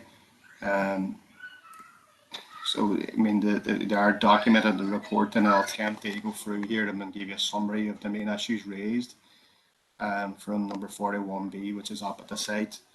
There's a number of issues in terms of the added traffic along the narrow Cricket Road and difficulty pulling into Limavady Road, limited vision, the amount of traffic. There's issues in relation to the hair salon open prior to the house being occupied. Hair salon open without planning permission, the hours of activity, and associated lights that have been activated due to activity at night time. The number of clients it's been said that there's 40 clients visiting the site today, and a number of cars visiting the site, up to 35 cars. Comments in relation to one of the buses salons relocated from another location to a residential area. Major traffic problems get into and out of houses, including increased noise levels and taxis and leaving engines running late at night. Just in continuation of the representations, there's issues in relation to delivery vans and the frequency of them, house prices in the areas and the impact of it due to commercial operations. A secondary business in terms of selling hair products, again, just about the planning history and the impact and the character of the area. And callers coming to residential properties looking for the commercial business, and just impact on health and well-being, and just oil deliveries and other large vehicles being unable to deliver because of busy periods. During the application process, we also received letters of support, 3 letters of support received from the cricket club and a nearby neighbour. One of the comments raised by the cricket club is that they were prepared to make their car park available for parking if necessary. In terms of policy consideration, as I say, we're in the plan-led system, so the Derry area plan is a material consideration in the application. The relevant policies is in relation to the proposal would be EPE1 urban design, which requires proposals to make a positive contribution to townscape and be sensitive to the character and areas in terms of design, scale, and use of materials. The converted building has a general appearance, design, scale, and use of materials that you would normally associate it with a domestic garage. The only difference in appearance that would be the entry arrangements at the front elevation, the roller shutter. However, views of this are very limited from internally in the site. It's a view that the building will not affect local character, and overall is considered that the proposed element would meet the requirements of BE1. The Derry area plan is silent in relation to development of non-residential uses in residential areas, though it advises that there are a number of types of commercial areas in the city, including the city centre, district centres, local centres, and individual type shops located throughout the urban area. One of the main considerations in the application and in terms of the case put forward by the applicant as well are material change of use has taken place at the site and whether planning permission is required. Annex A of PPS 4 sets out the guidelines in terms of home working. The Planning Act sets out the types of development under the Section 23 of what constitutes and what does not constitute development, and within that description, development that is ancillary to the main domestic use can sometimes not constitute development if it's considered as home working. So the applicant for the case that their attention was home working as described in Annex A of PPS 4, and officers have considered that case as part of the recommendation before you today. So Annex A states that home working does not necessarily require planning permission. It's not normally required where the use of part of a dwelling house for business purposes does not change the overall character of the property's use as a single dwelling. For example, the use by a household of a room as an office or the provision of a child-minding service.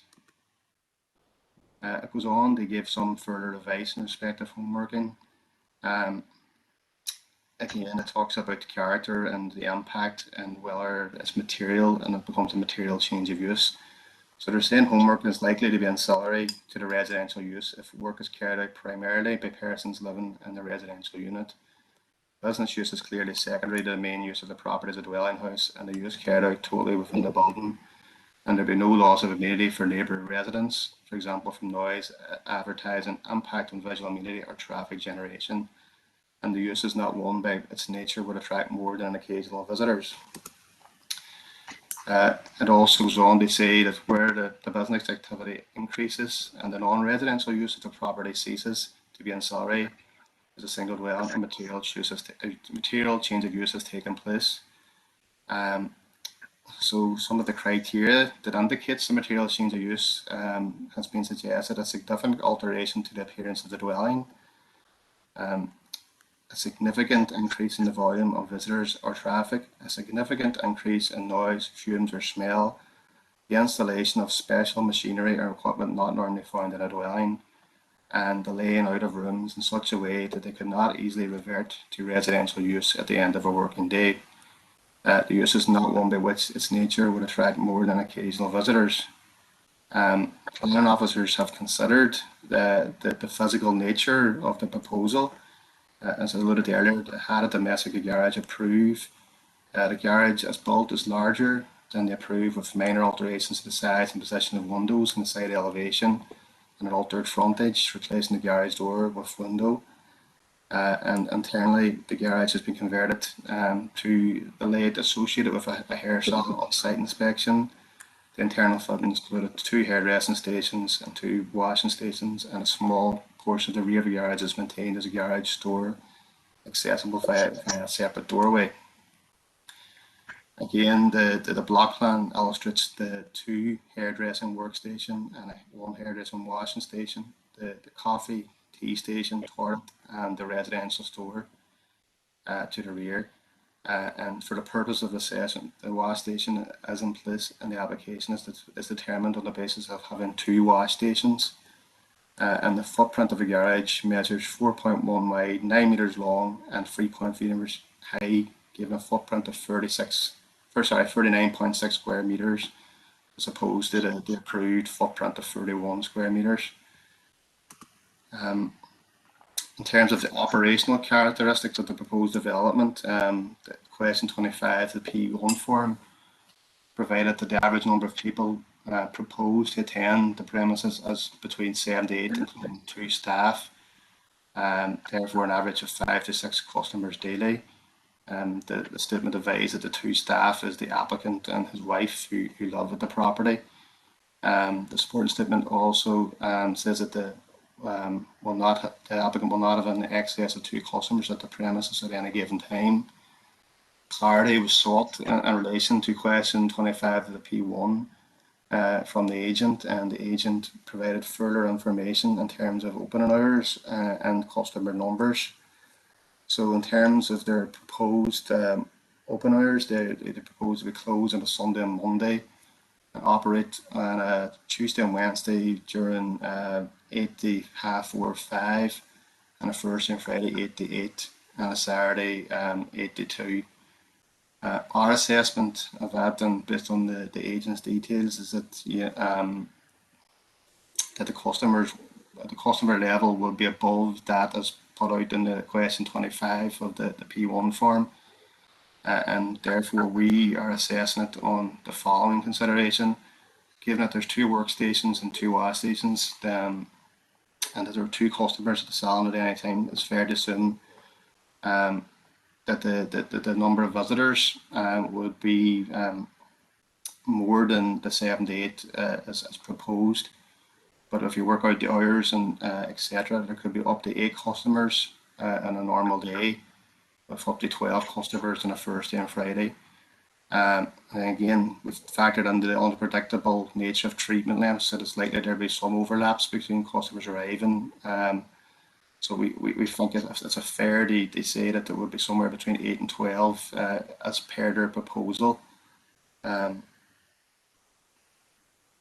So therefore, having considered the information provided by the agent, officers do not agree that the hairdresser's use is an example of home working, and that a material change of use as proposed, and the application should be considered as a material change of use. So this is particularly relating to the frequency of traffic movements, as this would result in a material change in how the land is used.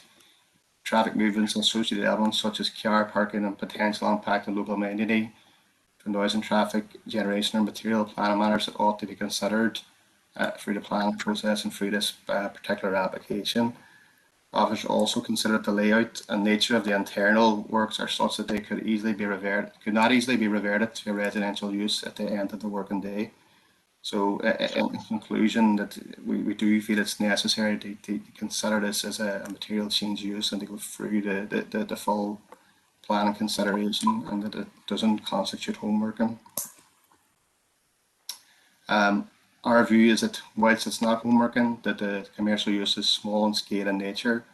The building itself is small and located to the rear of the site. There are limited opportunities for expansion of the commercial use, given the constraints of the site and the size of the site. There's no detrimental impact on visual amenity because of the location of the building and the nature of the building. There's no signage, etc., associated with, so it's not readily apparent that it's a commercial business. The proposed block plan shows two internal car parking arrangements for 4 cars, 2 domestic and 2 customer cars. The site is accessed via private road, and is a wide carriageway with grass verges and owned by Brigade Cricket Club, who have given permission to dwellings along this private road to access it. This road is also used as an important consideration in this application, is also used on a fairly regular basis as an overspill for visitors using the cricket club and the football club, often at different times of the day as overspill car parking for activities associated with both sports clubs. So in terms of the policy consideration, the commercial use is again contained within a well-defined curtilage of 4 Reconvened, given its scale location.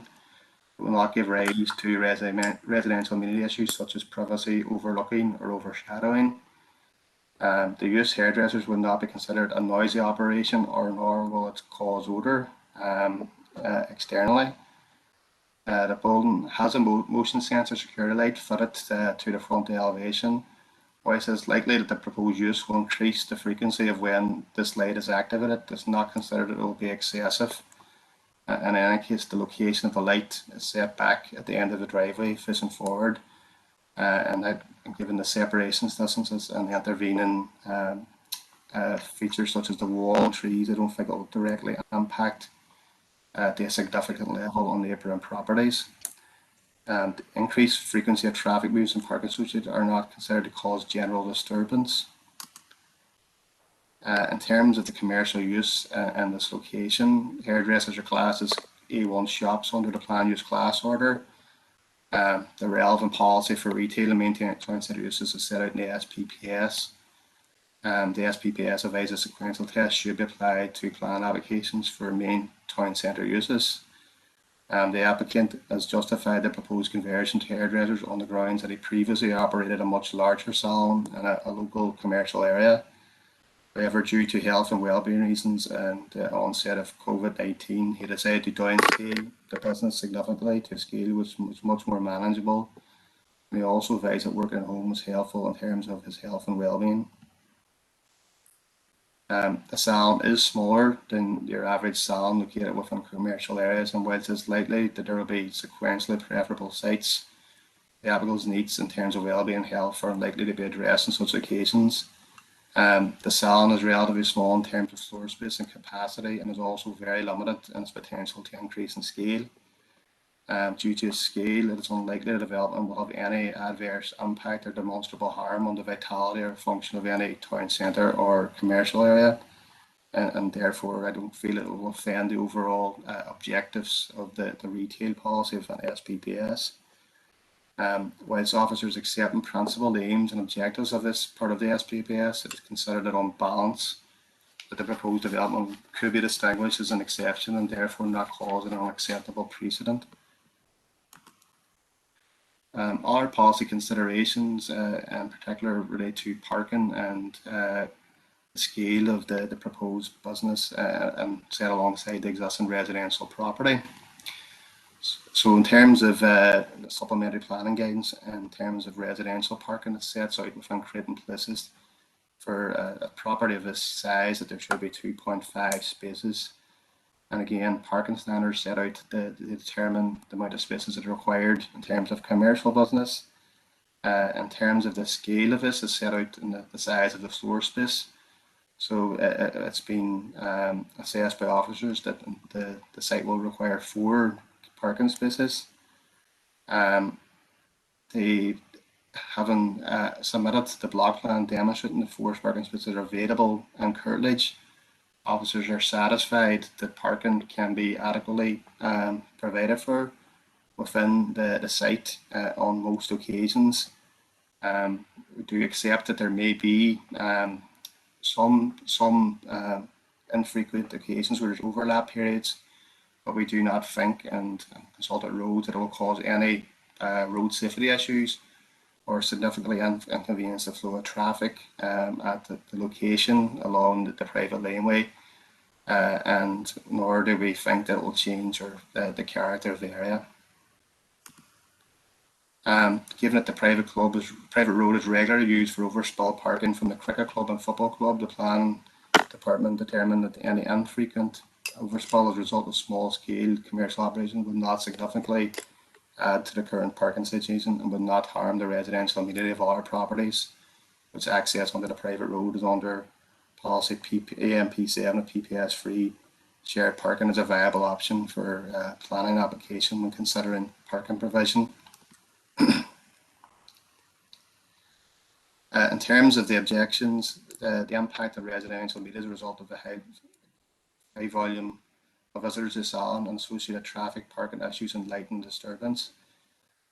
There's been a lot of information catalogue and visit numbers to the Salon, and there's been a lot of information showing that the numbers that are currently visiting the Salon, but as the application is a full application before the planning authority, and they've proposed a certain number of, we can only consider what is before us, notwithstanding that there may be occasions that more numbers than proposed have visited the site. But what's before us today is that the level, in our view, of the 8 to 12 customers at A in accordance with the proposed opening hours. In terms of residential amenity, the property 41A is located opposite the application site and across a private road. There's a separation distance of 11 metres between the front boundary of the application site and the front boundary of the objector's property, and a separation distance of 40 metres between the garage and the front of the objector's property.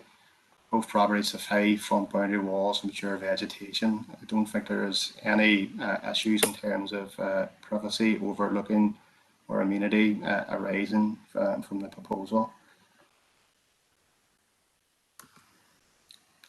In terms of nuisance and the number of visitors, again, we just reiterate that we are considering the full capacity of 8 to 12 visitors. The block plan shows that the site can accommodate 4 parking spaces in curtilage for the residents and the customers, and the residents stroke employees. With a customer booking system will be in place where visitors are staggered with a maximum of 2 in Salon at any one time. And we believe the site can therefore accommodate the required 2 customer QRs in most occasions. And again, in terms of the existing road, the private road, there are variages along the road, giving a total width of 10 metres. So officers do not determine the parking outside the applicant's dwelling will obstruct access to the objector's property or obstruct service vehicles to any of the dwellings. We've also noted we've received a number of late items to the application. So I'm just going to try and summarise some of those issues. I know there's a lot of information came in and the days coming up to committee. So late items include both letters of support and letters of objection. We've received late letters of support that have been received from the developer of the original site adjacent development, from a local MLA, a local councillor, and from the cricket club. We've received late letters of objection have been received from the original objector and also a new objection from future occupiers of the approved dwelling to the south of the site. And very late yesterday we also received another objection from the other future occupier of the next site up closest to the cricket club.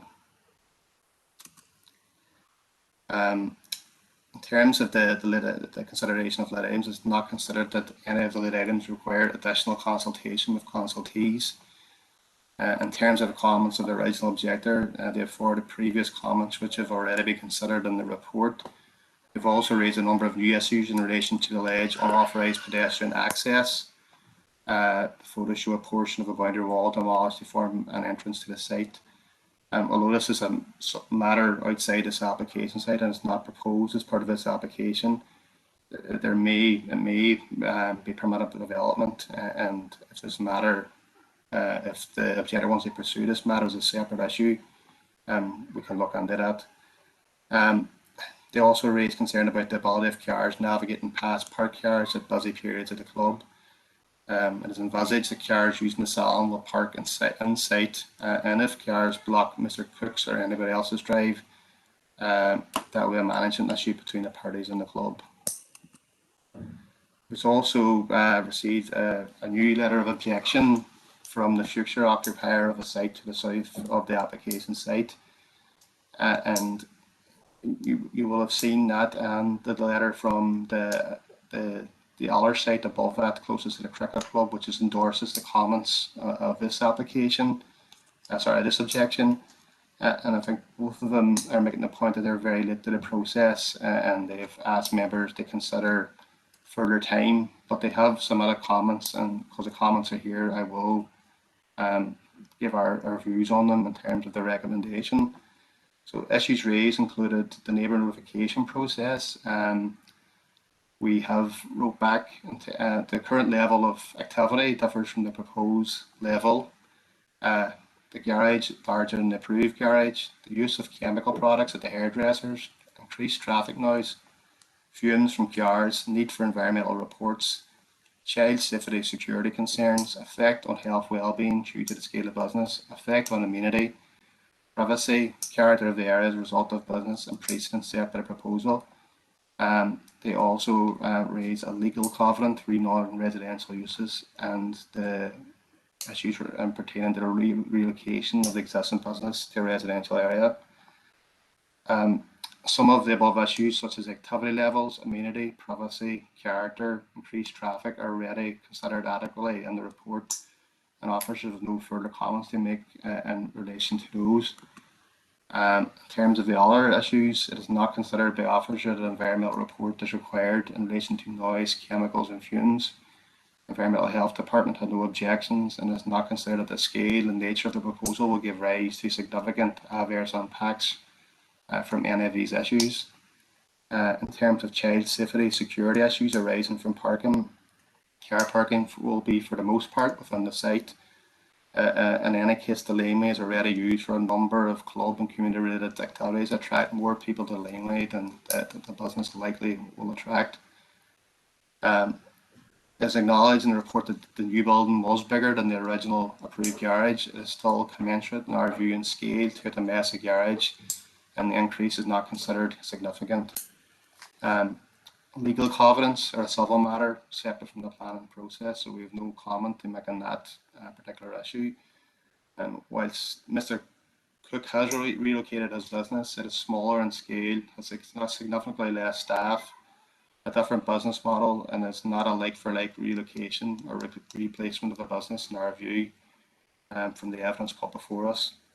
The objector has advised in writing that they were not neighbour notified as their site is, and we've advised that they were not notified because the site was unoccupied and there's no building on it. We've looked into that. Officer content that the correct procedure was followed in respect of the Plan and General Development Procedure Order. And just pertaining back to neighbour notification in terms of clarification, the case officer report refers to a recent notification with respect to 41B. It's just a minute to say that 41A, Plymouth Valley Road, also received a neighbour notification letter. So in summary, it's not considered homeworking. The scale and location of the development on the site will not give rise to residential amenity issues such as privacy, overlooking and overshadowing. The open hours and customers attending the site could be restricted via condition so that additional traffic to the site as a result of others will be mostly remain within the site, will not cause detriment to the residential amenity of the neighbouring properties. In exceptional circumstances, the private roads can be used when there is an overlap of visitors without causing any impact on residential amenity or character or on road safety or flow of traffic. And I suppose in our overall assessment of the application, we don't find that there will be any demonstrable harm will arise in terms of amenity, parking, character, or impact on the existing commercial core. So in conclusion, on balance, the proposal meets, in our view, with the policy requirements, subject to conditions as set out in the case officer's report. Thank you. Okay, thank you, Margie. on what was a very comprehensive report. There's two sets of speakers in respect to this application. The first one is Mr. and Mrs. Dunleavy. I'm going to invite you to address the committee. They're addressing the committee as objectors to the application. Mr. and Mrs. Dunleavy, you're more than welcome. Very welcome to the committee. You have 5 minutes to make your points. I see you're on mute. Okay, can you hear me now? Yeah, I can hear you now. Go ahead. Okay, the chair and committee, I welcome the opportunity to be able to have this opportunity to speak and get our point across. We're living directly opposite Mr. Cook. I think around about 2017, planning permission was applied for 3 houses with 3 detached garages by Mr. Peter O'Brien. He had difficulty at that time obtaining planning because of the visibility entering from a private road to the main Limavady road. Basically, there were no splays at 2.5 meters. Certainly to the right was completely restricted, to the left partially. But it's very, very difficult to get him out of that road, and it held him up for 3 years. Eventually, he got his planning on the basis that it was a domestic house and garage. Mr. Cook, however, built his house and built a hair salon. So he certainly never ever built a garage. From day one, it was premeditated and conceived and built as a very elaborate hair salon, regardless as to what size it was. It was also worth noting out that he built it larger than the planning allowed him. Therefore, immediately he was in breach of planning. Of course, we didn't know that until he opened his hair salon. But basically, Mr. Cook also closed one of the busiest salons in Derry, and this is something that's not coming across here by anyone. Mr. Cook owned one of the busiest and I suppose one of the most elaborate hair salons in Derry, and certainly upmarket would be, I suppose, an appropriate term for him. And he moved his client list to his home. Now, people need to get their head around this. This is what actually happened. This is not a young girl starting out cutting hair from her house, paying her mortgage. This is a well-established 30-year in business man, 30 years in business, and that has closed his existing salon and took his whole client base with him to his home. His salon opened on the 10th of October, and from that second forward, we were in trouble, and we knew we were in trouble. Our oil lorry actually arrived that day, had to leave, I couldn't get in. I myself drive a van, we couldn't get in that day. And immediately he started opening from 6 a.m. Now get your head around this. 6 a.m. until the latest he was open was 11:20 p.m. Now just think of that for a moment. Think of normal hair salon hours and think of that. He has a big halogen light or 2 lights outside his salon that are activated when people walk past it. Immediately shines in our bedroom. So the light was beaming in our bedroom on a picture on the wall at 6 a.m. And in the wintertime from 4 p.m. in the afternoon, that same light's beaming in our window. As we come out our driveway, it's also blocking our vision like a rabbit in the headlights. I don't know why it has to be there, but there you go. Now, dealing with the parking issue. Now we have issues with noise, we have issues with taxis, we have issues with people coming and going. Very often taxis lift people off and they come back and they all seem to toot the horn when they leave. Mr. Cook and his wife walk his clients to his gate and again talk and chat, and you can hear them as if they're just literally in the room, and then walk down the road and toot the horn again. So the people are parking on the road outside of his property. And they're not going to park anywhere else other than that. That's just it. He doesn't have room within his property. DFI Roads sent a letter on the 15th of July and stated that the submitted plan showing parking arrangements within the curtilage of Fort Edendale is not to standard. That's from the DFI Roads. But what does that tell you? Mr. Cook has to provide adequate car parking within his red line, as Maura Fitzpatrick told me. And it appears now that that's not the case. How on earth can he get planning permission to provide parking when he himself and his family have difficulty parking in the streets where they have to reverse in and reverse out, and elderly people have to navigate in and out and up a road that there's cars parked everywhere on? It's the most ridiculous plan that I've ever seen in my life. Now, hold on a second. Okay, the cricket club themselves, we're not allowed to park on the road. We're not allowed to park on the entrance to our driveway, but yet Mr. Cook's clients are allowed to park on the road. Now, just get your head around that as well. The cricket club have weighed in heavily behind Mr. Cook. So whatever arrangement Mr. Cook and the cricket club have come to, they have put all their weight and all their power behind a hair salon. Now, why on earth they would get involved in something like this beats me. Because they're a cricket club and should focus on cricket matches. We had to put up a sign outside our house, no business allowed, due to the amount of people that were coming in looking for. That's your 5 minutes up. Okay, well, he had 123 clients for 1 week. He had 599 clients for 1 month. Get your head around that.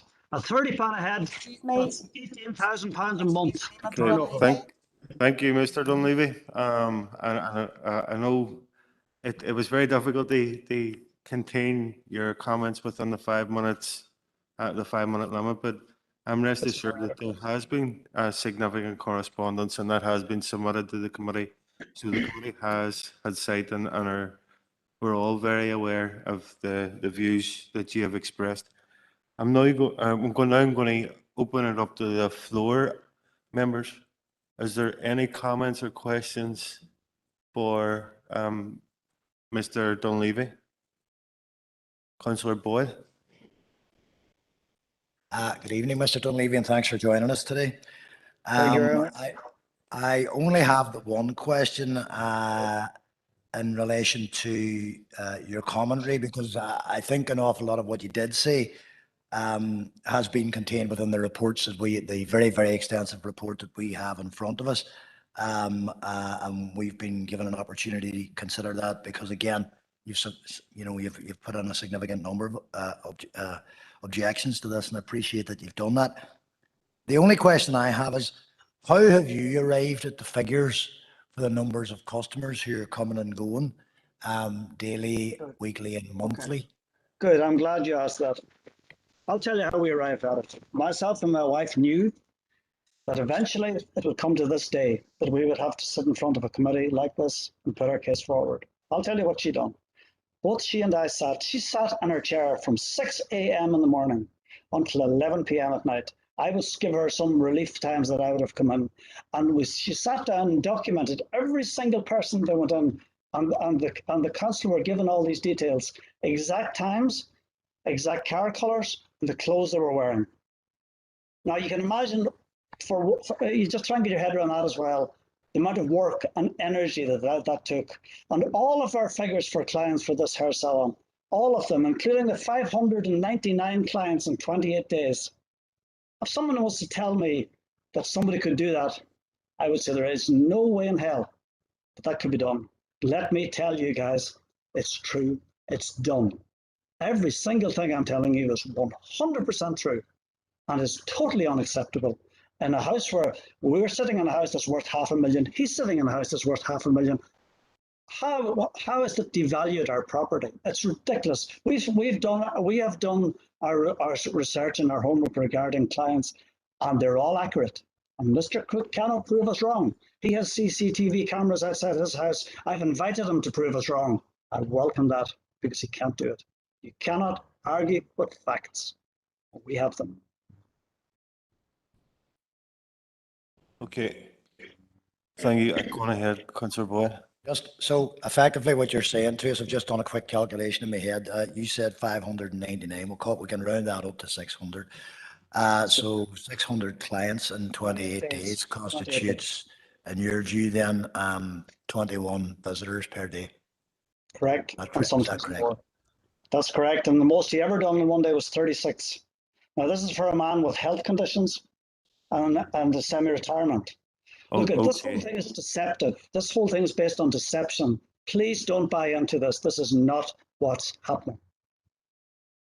Okay. Alderman McClintock, have you a question for Mr. Dunleavy? Yes, thank you, Chair. Thank you, Mr. Dunleavy, for coming today to tell us your side of this application. We've obviously heard a lot from you and all the emails and all the information you've sent to us. Just, I suppose, one thing I was a wee bit surprised at, when you referred to the very elaborate hair salon. Okay. Just, I suppose I'm thinking as a woman, you'll understand that who attends a very small and modest hair salon herself and has 2 chairs in it. And I sort of see this as a very small operation. And I suppose I'm a wee bit surprised just at the numbers, whatever you're quoting, and if Mr. Cook comes out to talk to them outside, how he gets through that many in a day. But actually, my question actually is related to the issue that you raised about lighting. Now, I think the case officer told us that there is 40 metres from the front of the garage to your property, and I see that there's a stone wall of considerable height to the side of the property and to the front of it, plus a lot of trees as well. And I'm just, I suppose, wanting to explore the extent of the motion sensors, the issues that they're causing you, because you do seem to be a considerable distance away from them. And I suppose most houses, I know if a cat goes past a motion sensor at my house, it set off a light, I can understand that, but it seems a considerable distance. Maybe you could just explain that a wee bit to me, thanks. Absolutely. On your first point regarding the 2-seat salon, let me tell you, I've also furnished the council and the committee with photographs that show Mr. Cook removed 2 chairs prior to the inspection by the council. Your photographs are in your possession, guys. You have it. There's 4 chairs in that salon, not 2. There was 2 there the day of the inspection. You have the photographs. I can show it to you on my phone if you wish now. You can see that there. That's 4 chairs in the salon. He removed 2. Okay. Let's get on with the other one. The lighting. Okay. His lighting is mounted very high up on his garage. It's shining on his street. It's shining directly. It's definitely not focused where it should be focused. And at 6 a.m. in the morning, it's coming in our bedroom. We know when he's opened without even, I can see the light shining on the wall. Nobody ever came. I mean, did the council do what I call due diligence in this? No, they did not. They paid a site visit, walked around for 45 minutes and left. What does that tell you about any business? So basically the information that they're going on is information supplied by the applicant, and it's incorrect. I challenge anyone to prove me wrong with any one of my issues, because I'm standing firm on my feet with this, and I'm not telling one lie. And the light does blind as we come out our driveway. We have no, when that light's on, and we have a time that's on for 7 minutes, and it automatically goes off. And then somebody else comes out and bang, it's on again. It's torture. I would never, ever want to live through a year like this, ever in my life, ever again. Okay. Thank you, Mr. Dunleavy. Is there any further questions before we move on? I don't see any indicated questions in the chat box, so I'm going to move on, and I want to thank Mr. Dunleavy for his contribution. I'm now going to invite Mr. Lee Kennedy and Mr. Cook to address the committee. Yous both are very welcome, and yous have both 5 minutes between yous. Over to yourselves. Thank you, Chairman. I'm here to support the decision of the Planning Department and to answer any questions from the committee members today. This proposal is for part change of use from a domestic garage to a small salon for Mr. Cook to operate along with his wife. It measures approximately 31 square meters. It's no bigger than your average small log cabin, which seemed to be the craze at the minute, and has been approved many throughout the district by council very, very recently. Mr. Cook will tell you himself, he's had the stresses of having a big fancy hair salon, dealing with 25 staff members for nearly 30 years. In October last year, due to his health concerns and the pandemic, he took the decision to make life less stressful, semi-retire and work from home. Both the applicants totally refute the allegations of the objector that this development has any adverse impact on the residential amenity. To suggest these premises are accommodating between 30 to 40 clients a day is totally absurd and physically not possible by one hairdresser in such small premises. To reiterate the planning merits of this development, 1, it's part change of use of a small domestic garage only. 2, the change of use is at 11% of the overall residential floor area of the house and garage. It's located a minimum 40 metres from the nearest third-party property.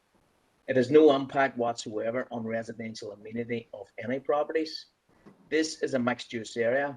It has no impact on the character of the area. 6, Mr. Cook, there's no more than between a max of 8 to 12 clients per day and is willing to accept a planning condition restricting client numbers. 7, the use of the garage is so discreet you wouldn't know it was operating from the street. 8, the driveway of the house can accommodate between 4 to 6 vehicles at an ease without any need to park on the main road. 9, the cricket club and the football club are in operation 7 days a week. They generate significant traffic coming and going. During events at the grounds, the main road is always lined with vehicles on both sides, causing an obstruction to all dwellings. Mr. Cook only works from a Tuesday to a Saturday afternoon. He's willing to accept the planning condition of forthcoming approval, restricting the opening hours and the number of clients. Thank you, and I'd like to pass you now to Mr. Cook. Thank you, Chair, and for giving me the chance this afternoon to address yourself and the committee on this. I know it is a very sort of futile application. I just want to first say about Mr. Dunleavy's objections. There has been no evidence given by him in any sort other than a book with writing of who comes in and who goes out. There's no photographic or no video evidence of anything that I have done. I would love to be doing 40 to 45 clients a day, but that is not humanly possible. Anything I say today to you guys, I do have the full evidence in front of me, police reports, everything that's needed to back up what I say. I did have a hair salon on Trench Road for 26 years. I did employ an awful lot of staff. And over the years, I'm getting older, I just felt that there was a time that I needed to semi-retire, come down a little bit, because I started to take panic attacks and I started to take a bit of anxiety, and I just couldn't deal with the crowds of people that were coming out and into the salon. My wife and I decided then it was a better idea that we were to downsize and go into a sort of a smaller environment like what we have. And under no circumstance did we ever intend to annoy anyone or put anyone out. But this application was not meant to cause an upset with neighbours, because Pauline and myself and my 2 girls, we are not that type of people for confrontation. I am legally trading here on the Limma Valley Road. I do pay my taxes and everything, so there's nothing below which has been stated that I don't do, and I'm not trading legally. I do everything correctly. I did work for a company in Venice where I traveled the world for them. It's a color company. And I traveled the world for many years teaching color and teaching cutting, which is my forte within hairdressing. Because of stress and anxiety, I can't do that anymore. I've had to stop. I can't blame COVID for everything, but COVID then gave me a chance to sit back and realize that this is not going to be feasible to run a big salon with that amount of staff, with all the rules and regulations that has come in. I also worked in NWRC as a part-time lecturer for 10 years. And again, to stand up in front of a group of people, I couldn't do that. I'm sorry. There are a lot of hairdressers at the minute working from home. I just never thought that this would have ever been an issue. This was not an easy decision by me to make, let me tell you, because I was letting so many people down. Excuse me, Mr. Cook. Sorry, yeah. That's your 5 minutes up. Sorry, that's your 5 minutes up. Okay, thank you. Okay, thank you, Lee and Colm. Members, have you any questions for Mr. Cook or Mr. Kennedy? Councillor Boyle. Yep. Mr. Cook and Lee, how are you doing? Again, thanks to yourselves for coming along. I've got one question, and it's just because it's not in the papers and doesn't tell me, but I think from what you're saying to me, Mr. Cook, you are the only stylist working in the business, or are there 2? No, it's stated in the objectors, one of his many objection letters, that there is all my staff are with me. I don't have any staff at all. My wife lives in the house, obviously, with me. She comes out and makes a cup of coffee, speaks to the clients. We have an older clientele, and I can guarantee you they're not pumping horns and raving engines outside the house. It is totally impossible. They're clients that I've had for years and maybe live alone and just feel that coming to the salon, coming in and Pauline speaking to them and making them a cup of coffee and making them feel welcome is something that we do. And I think it's something we've always done. And as regards taking and walking our clients to the gate, we have to walk our clients to the gate because Miss Josephine Jackson is on the street shouting and roaring and spitting at clients and raving an engine. So she's the one that's doing all the noise permitting that's going on. She has made our lives hell. This is our forever home, councillor, and it has been totally destroyed by our objectors across the street in many ways. We have two daughters who will not stay in the house on their own. They actually feel threatened and intimidated and scared. We can't leave them at all. Hello, Mr. Hello? Cook. Can I just ask you to keep to the question at hand? And we don't want to. I can completely understand that that this has been a difficult process for everybody involved. But we want to try and respect this committee and keep our comments to the point and respectful. Okay. Councillor Boyd, have you a supplementary question to that? Yeah. Councillor Mooney. Thank you, Chair. This is my question addressed to Mr. Cook. Some feedback. Sorry, Mr. Cook. Are you okay? I think there's some feedback here, but just a second, Mr. Cook. I think there's some. Okay. Some feedback.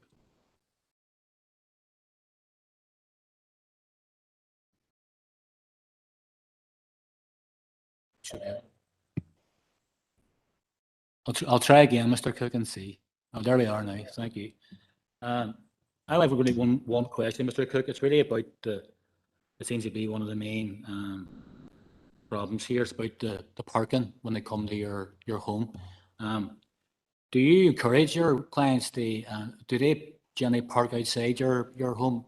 Because I see there's a letter from Brigade Cricket Club, and part of it, the second paragraph, really says that that you approached the club and was granted parking permission in our car park to accommodate clients. So really what my question is, would you direct your clients to park in the cricket club and then come down to your house, or do they normally park outside? What would be the convention now for you? Generally, we have room for two cars in the driveway. Generally, clients park there, and we would say in the phone to make sure that we never let them park outside the drive. If they do, when they come into the salon, it's the first question I would ask, where are you parked? Because of the situation. And if they're parked on the road, we ask them either to move in or to go up if there's no room in the drive to go up into the car park at the cricket club. But generally, it's their own drive, and then the cricket club is an overspill. That's great. Thank you, Mr. Cook. Thank you, Chair. You're welcome. Okay. Councillor Dobbins. Chair, I was going to ask just about staff, but Councillor Boyle has already asked. Mr. Cook, do you know what? My hat's off to you with regard to during COVID, so many, especially when we were allowed out of lockdown and then back in lockdown, and so many hairdressers out there, you know, who had mortgages and everything else, were converting their garages or sheds, or you know, for that. Can I ask you, my question here was, your daughters, do they drive? Are you a 2-car family or 4-car family? And the second question is there 2 maximum chairs in that garage? Thank you. Yeah, we start off. I have 2 daughters, and yes, both of them drive, but both of them work for companies in Dublin. One of them is permanently in Dublin, the other girl's here, but there's only my wife's car, which is a white Mini, and my own car, a grey BMW, in the drive. Any other thing comes from either the salon or a visitor coming to the house, and I'm sure you can appreciate over COVID that didn't happen, so there wouldn't be any more than the 2 cars in our drive. One of my daughters is permanently here now. She works permanently from home, and that's the only reason that she's here, because of the COVID situation. And on your second application about, or saying about the question about the chairs, I bought 3 sets of chairs at the time, and I have the receipts, I have everything there because they came as a pack. I got 3 chairs and I got 2 basins. I don't know where 8 chairs came out of or whatever, but I did sell on chairs to one of the girls who used to work in my salon, and styling units that came, because it all came as a pack. It was cheaper for me at the time to buy it as a full set as to buy individually. And that's why there's only 2 chairs in the salon. And because of COVID, we couldn't have any more anyway. And because it is just me, we don't need any more. And there'll never be any intention of having staff. I have done my day of staff, and I was very glad of them at the time, but now definitely not. Thank you, Mr. Cook. Thank you. Is there any further questions for Mr. Cook or Mr. Kennedy? No. Don't see any indicated questions online, so I want to thank you both for your contribution to the committee. Moving on now to questions to Malachy. It was a very comprehensive report with a lot of detail. But is there any questions? And if there's not a question, and I know there's been a lot of discussion and a lot of information in respect to this application, and there is a recommendation to approve. It's in front of us. Alderman McClintock. Thanks, Chair. If nobody has any questions, I'm more than satisfied with the officer's recommendation. I have listened to what Mr. Cook has said, and I think that I absolutely understand his situation, that he is downsizing, and that at his time of life, he decided that he wants to take things a wee bit easier. I'm more than happy with what I've heard. So I would wish to propose that we accept the officer's recommendation to approve. I have no issues whatsoever with where the salon is. I think it's very discreet. I think it's well shaded, and I think it fits in. There's no loss of character in the area, so I'll leave it there, Chair. Thank you. Okay, thank you. Councillor Boyle. Thank you, Chair. I too share the views expressed by Alderman McClintock, and I am content to second the proposal. I mean, I've taken on board all of the concerns that have been raised by objectors. I've also, we all have, we've heard, listened to, and read a very extensive report from our officer Malachy. And it won't be known to perhaps those who are on the call, but I have some personal experience of ladies hairdressers because my father was a ladies hairdresser for 30 odd years. And I know the level, and I know how busy a hairdresser can be, but I also know the limits that a hairdresser can reach in terms of trying to deal with customers and clients. When you're on your feet all day, and I also understand that as you get a wee bit older, you might actually be aiming at taking life a little bit easier because of the very fact that you're on your feet. But more to the point, I'm satisfied that I think the particular concern here was about the comings and goings and the level of traffic and parking. And I'm satisfied that the operating hours that we've asked for will work to alleviate some of the concerns of objectors, and also that there is sufficient curtilage within the premises to deal with 1 or 2 customers at a time. Okay, thank you. I wasn't sure exactly where you were going to go with that remark, but yeah. But I suppose we have a proposal that's been that they accept the officer's recommendation to approve, which has been seconded. Chair, just before you go on, I know Hillary proposed it, but has she included the conditions that have been recommended here? There's conditions attached to the report. Is there, and again, well, as we've got the proposal and we've got it seconded, and for what it's worth, I support the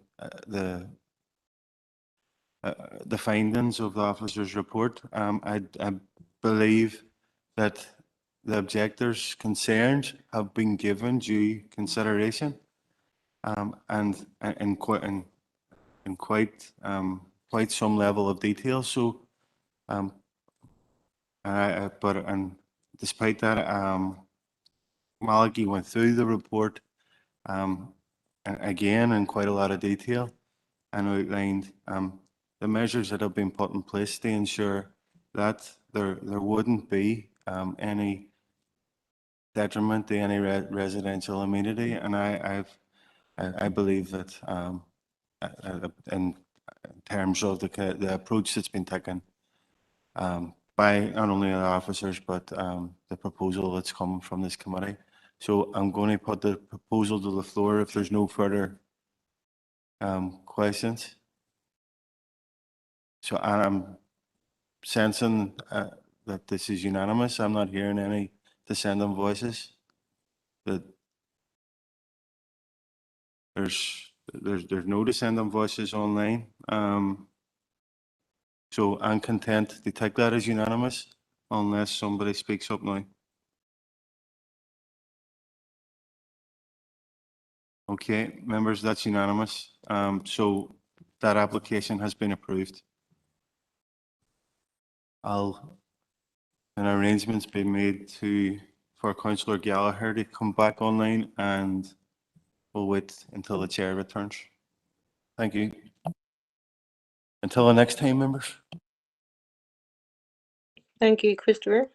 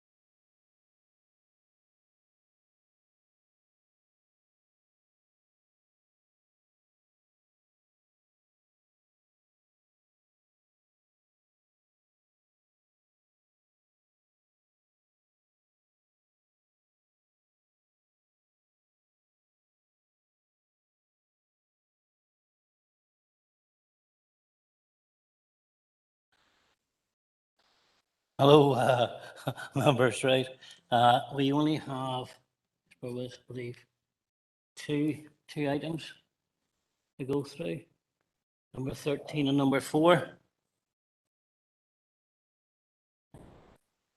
Sorry, 2 applications to go for. I'm going to ask your opinion. Do you want to go on through, carry it on, or do you just want to call it a night? If you want to, please speak freely. Director, Chair, as far as I'm concerned, let's get it over with. Thank you for that, Derek. It sounds like here, Chair. Listen, go on, because I tell you what, I for one cannot do another day.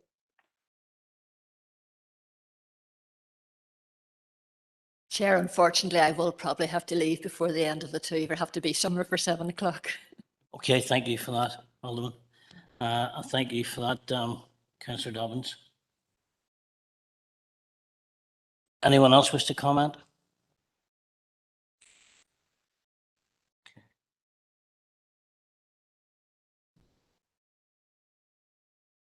Chair, we might as well go on, Chair, and give it a rattle. Are we still got at least 7 members? As was one question for no, we've had a couple dropped out there, but it's just the case there too. There's a couple other issues then outside of the applications too that need a wee rattle. Right, just bear with us a second, everybody. We're just going to try and get clarity here on the legal side of it to see if we can go ahead and do this. So just bear with us.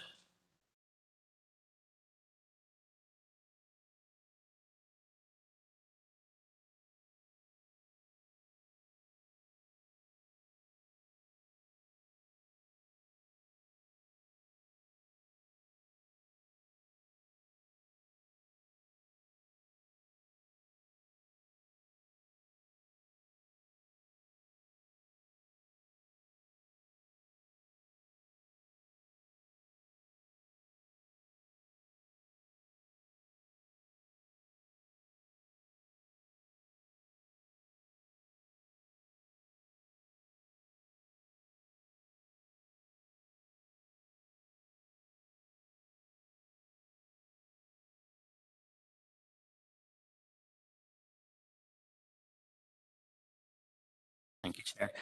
Members, the standing orders say that the committee should last for a maximum of 4 hours, and even building in the time that we've had for break, we're well over it, and these are decisions. So if we continue, to risk to the validity of the planning decisions that would be taken. So in this instance, because we're well over the 4 hours, I'd have to urge caution in continuing this meeting, members. I think that we might have to terminate the meeting. Chair. Eamon, thank you for that clarity. So my apologies for anybody that's still waiting to be heard. We're going to call it a day, I think. Okay, thank you. Are we allowed to terminate and reconvene? Can we? Reconvene now? No, I don't think we can, Dan. What we'll do is we'll come back to you on that. Excellent point. I'll second that. Yeah. Yeah, if members are minded, we could look into putting on an additional meeting. Members will be aware that we have an additional meeting already scheduled, but it's for the LDP, and I would advise members that meeting, will be absorbed by the decisions that have to be taken with regard to the local development plan. But if members are minded, we will look into putting in another meeting to conclude the business left on the agenda. It's really entirely, we'll take advice from members. Chair, I'm minded. Has been stated earlier, maybe I picked it up wrong. Have we got 2 additional meetings to do with predetermination hearings this month as well? Is that to be factored in? Is that 2 separate days as well for meetings? Keith, would you repeat that? I went stand there. Didn't catch that quite well. Sorry, Chair. No, I was just wondering. I thought we'd picked up earlier that was there some chat?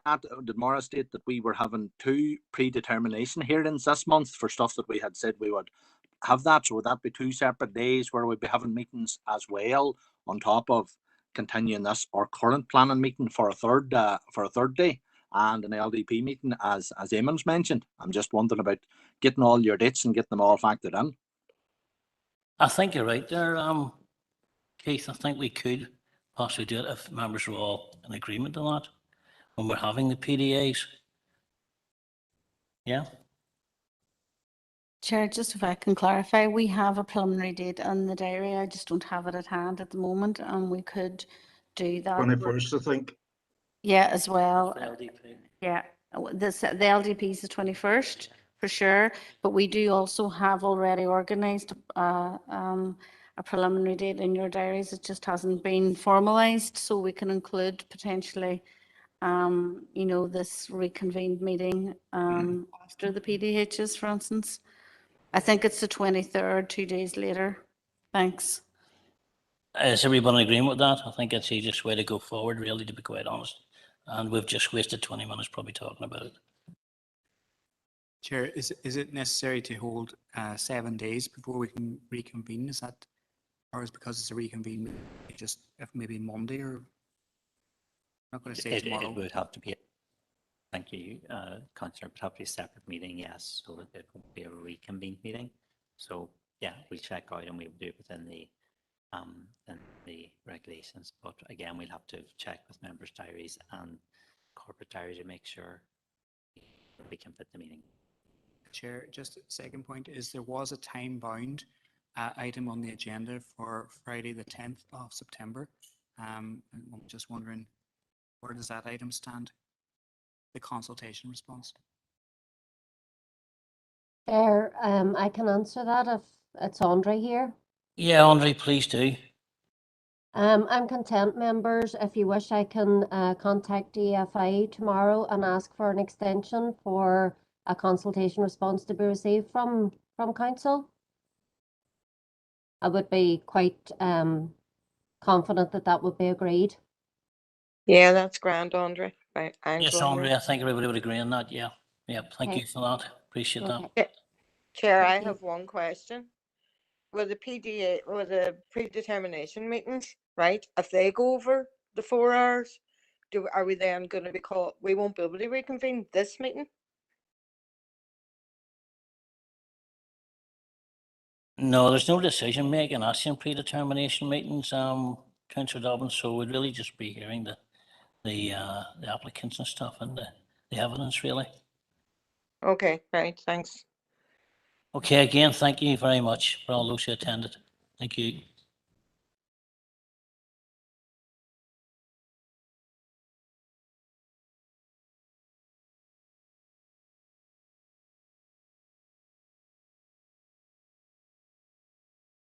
Thank you, Chair.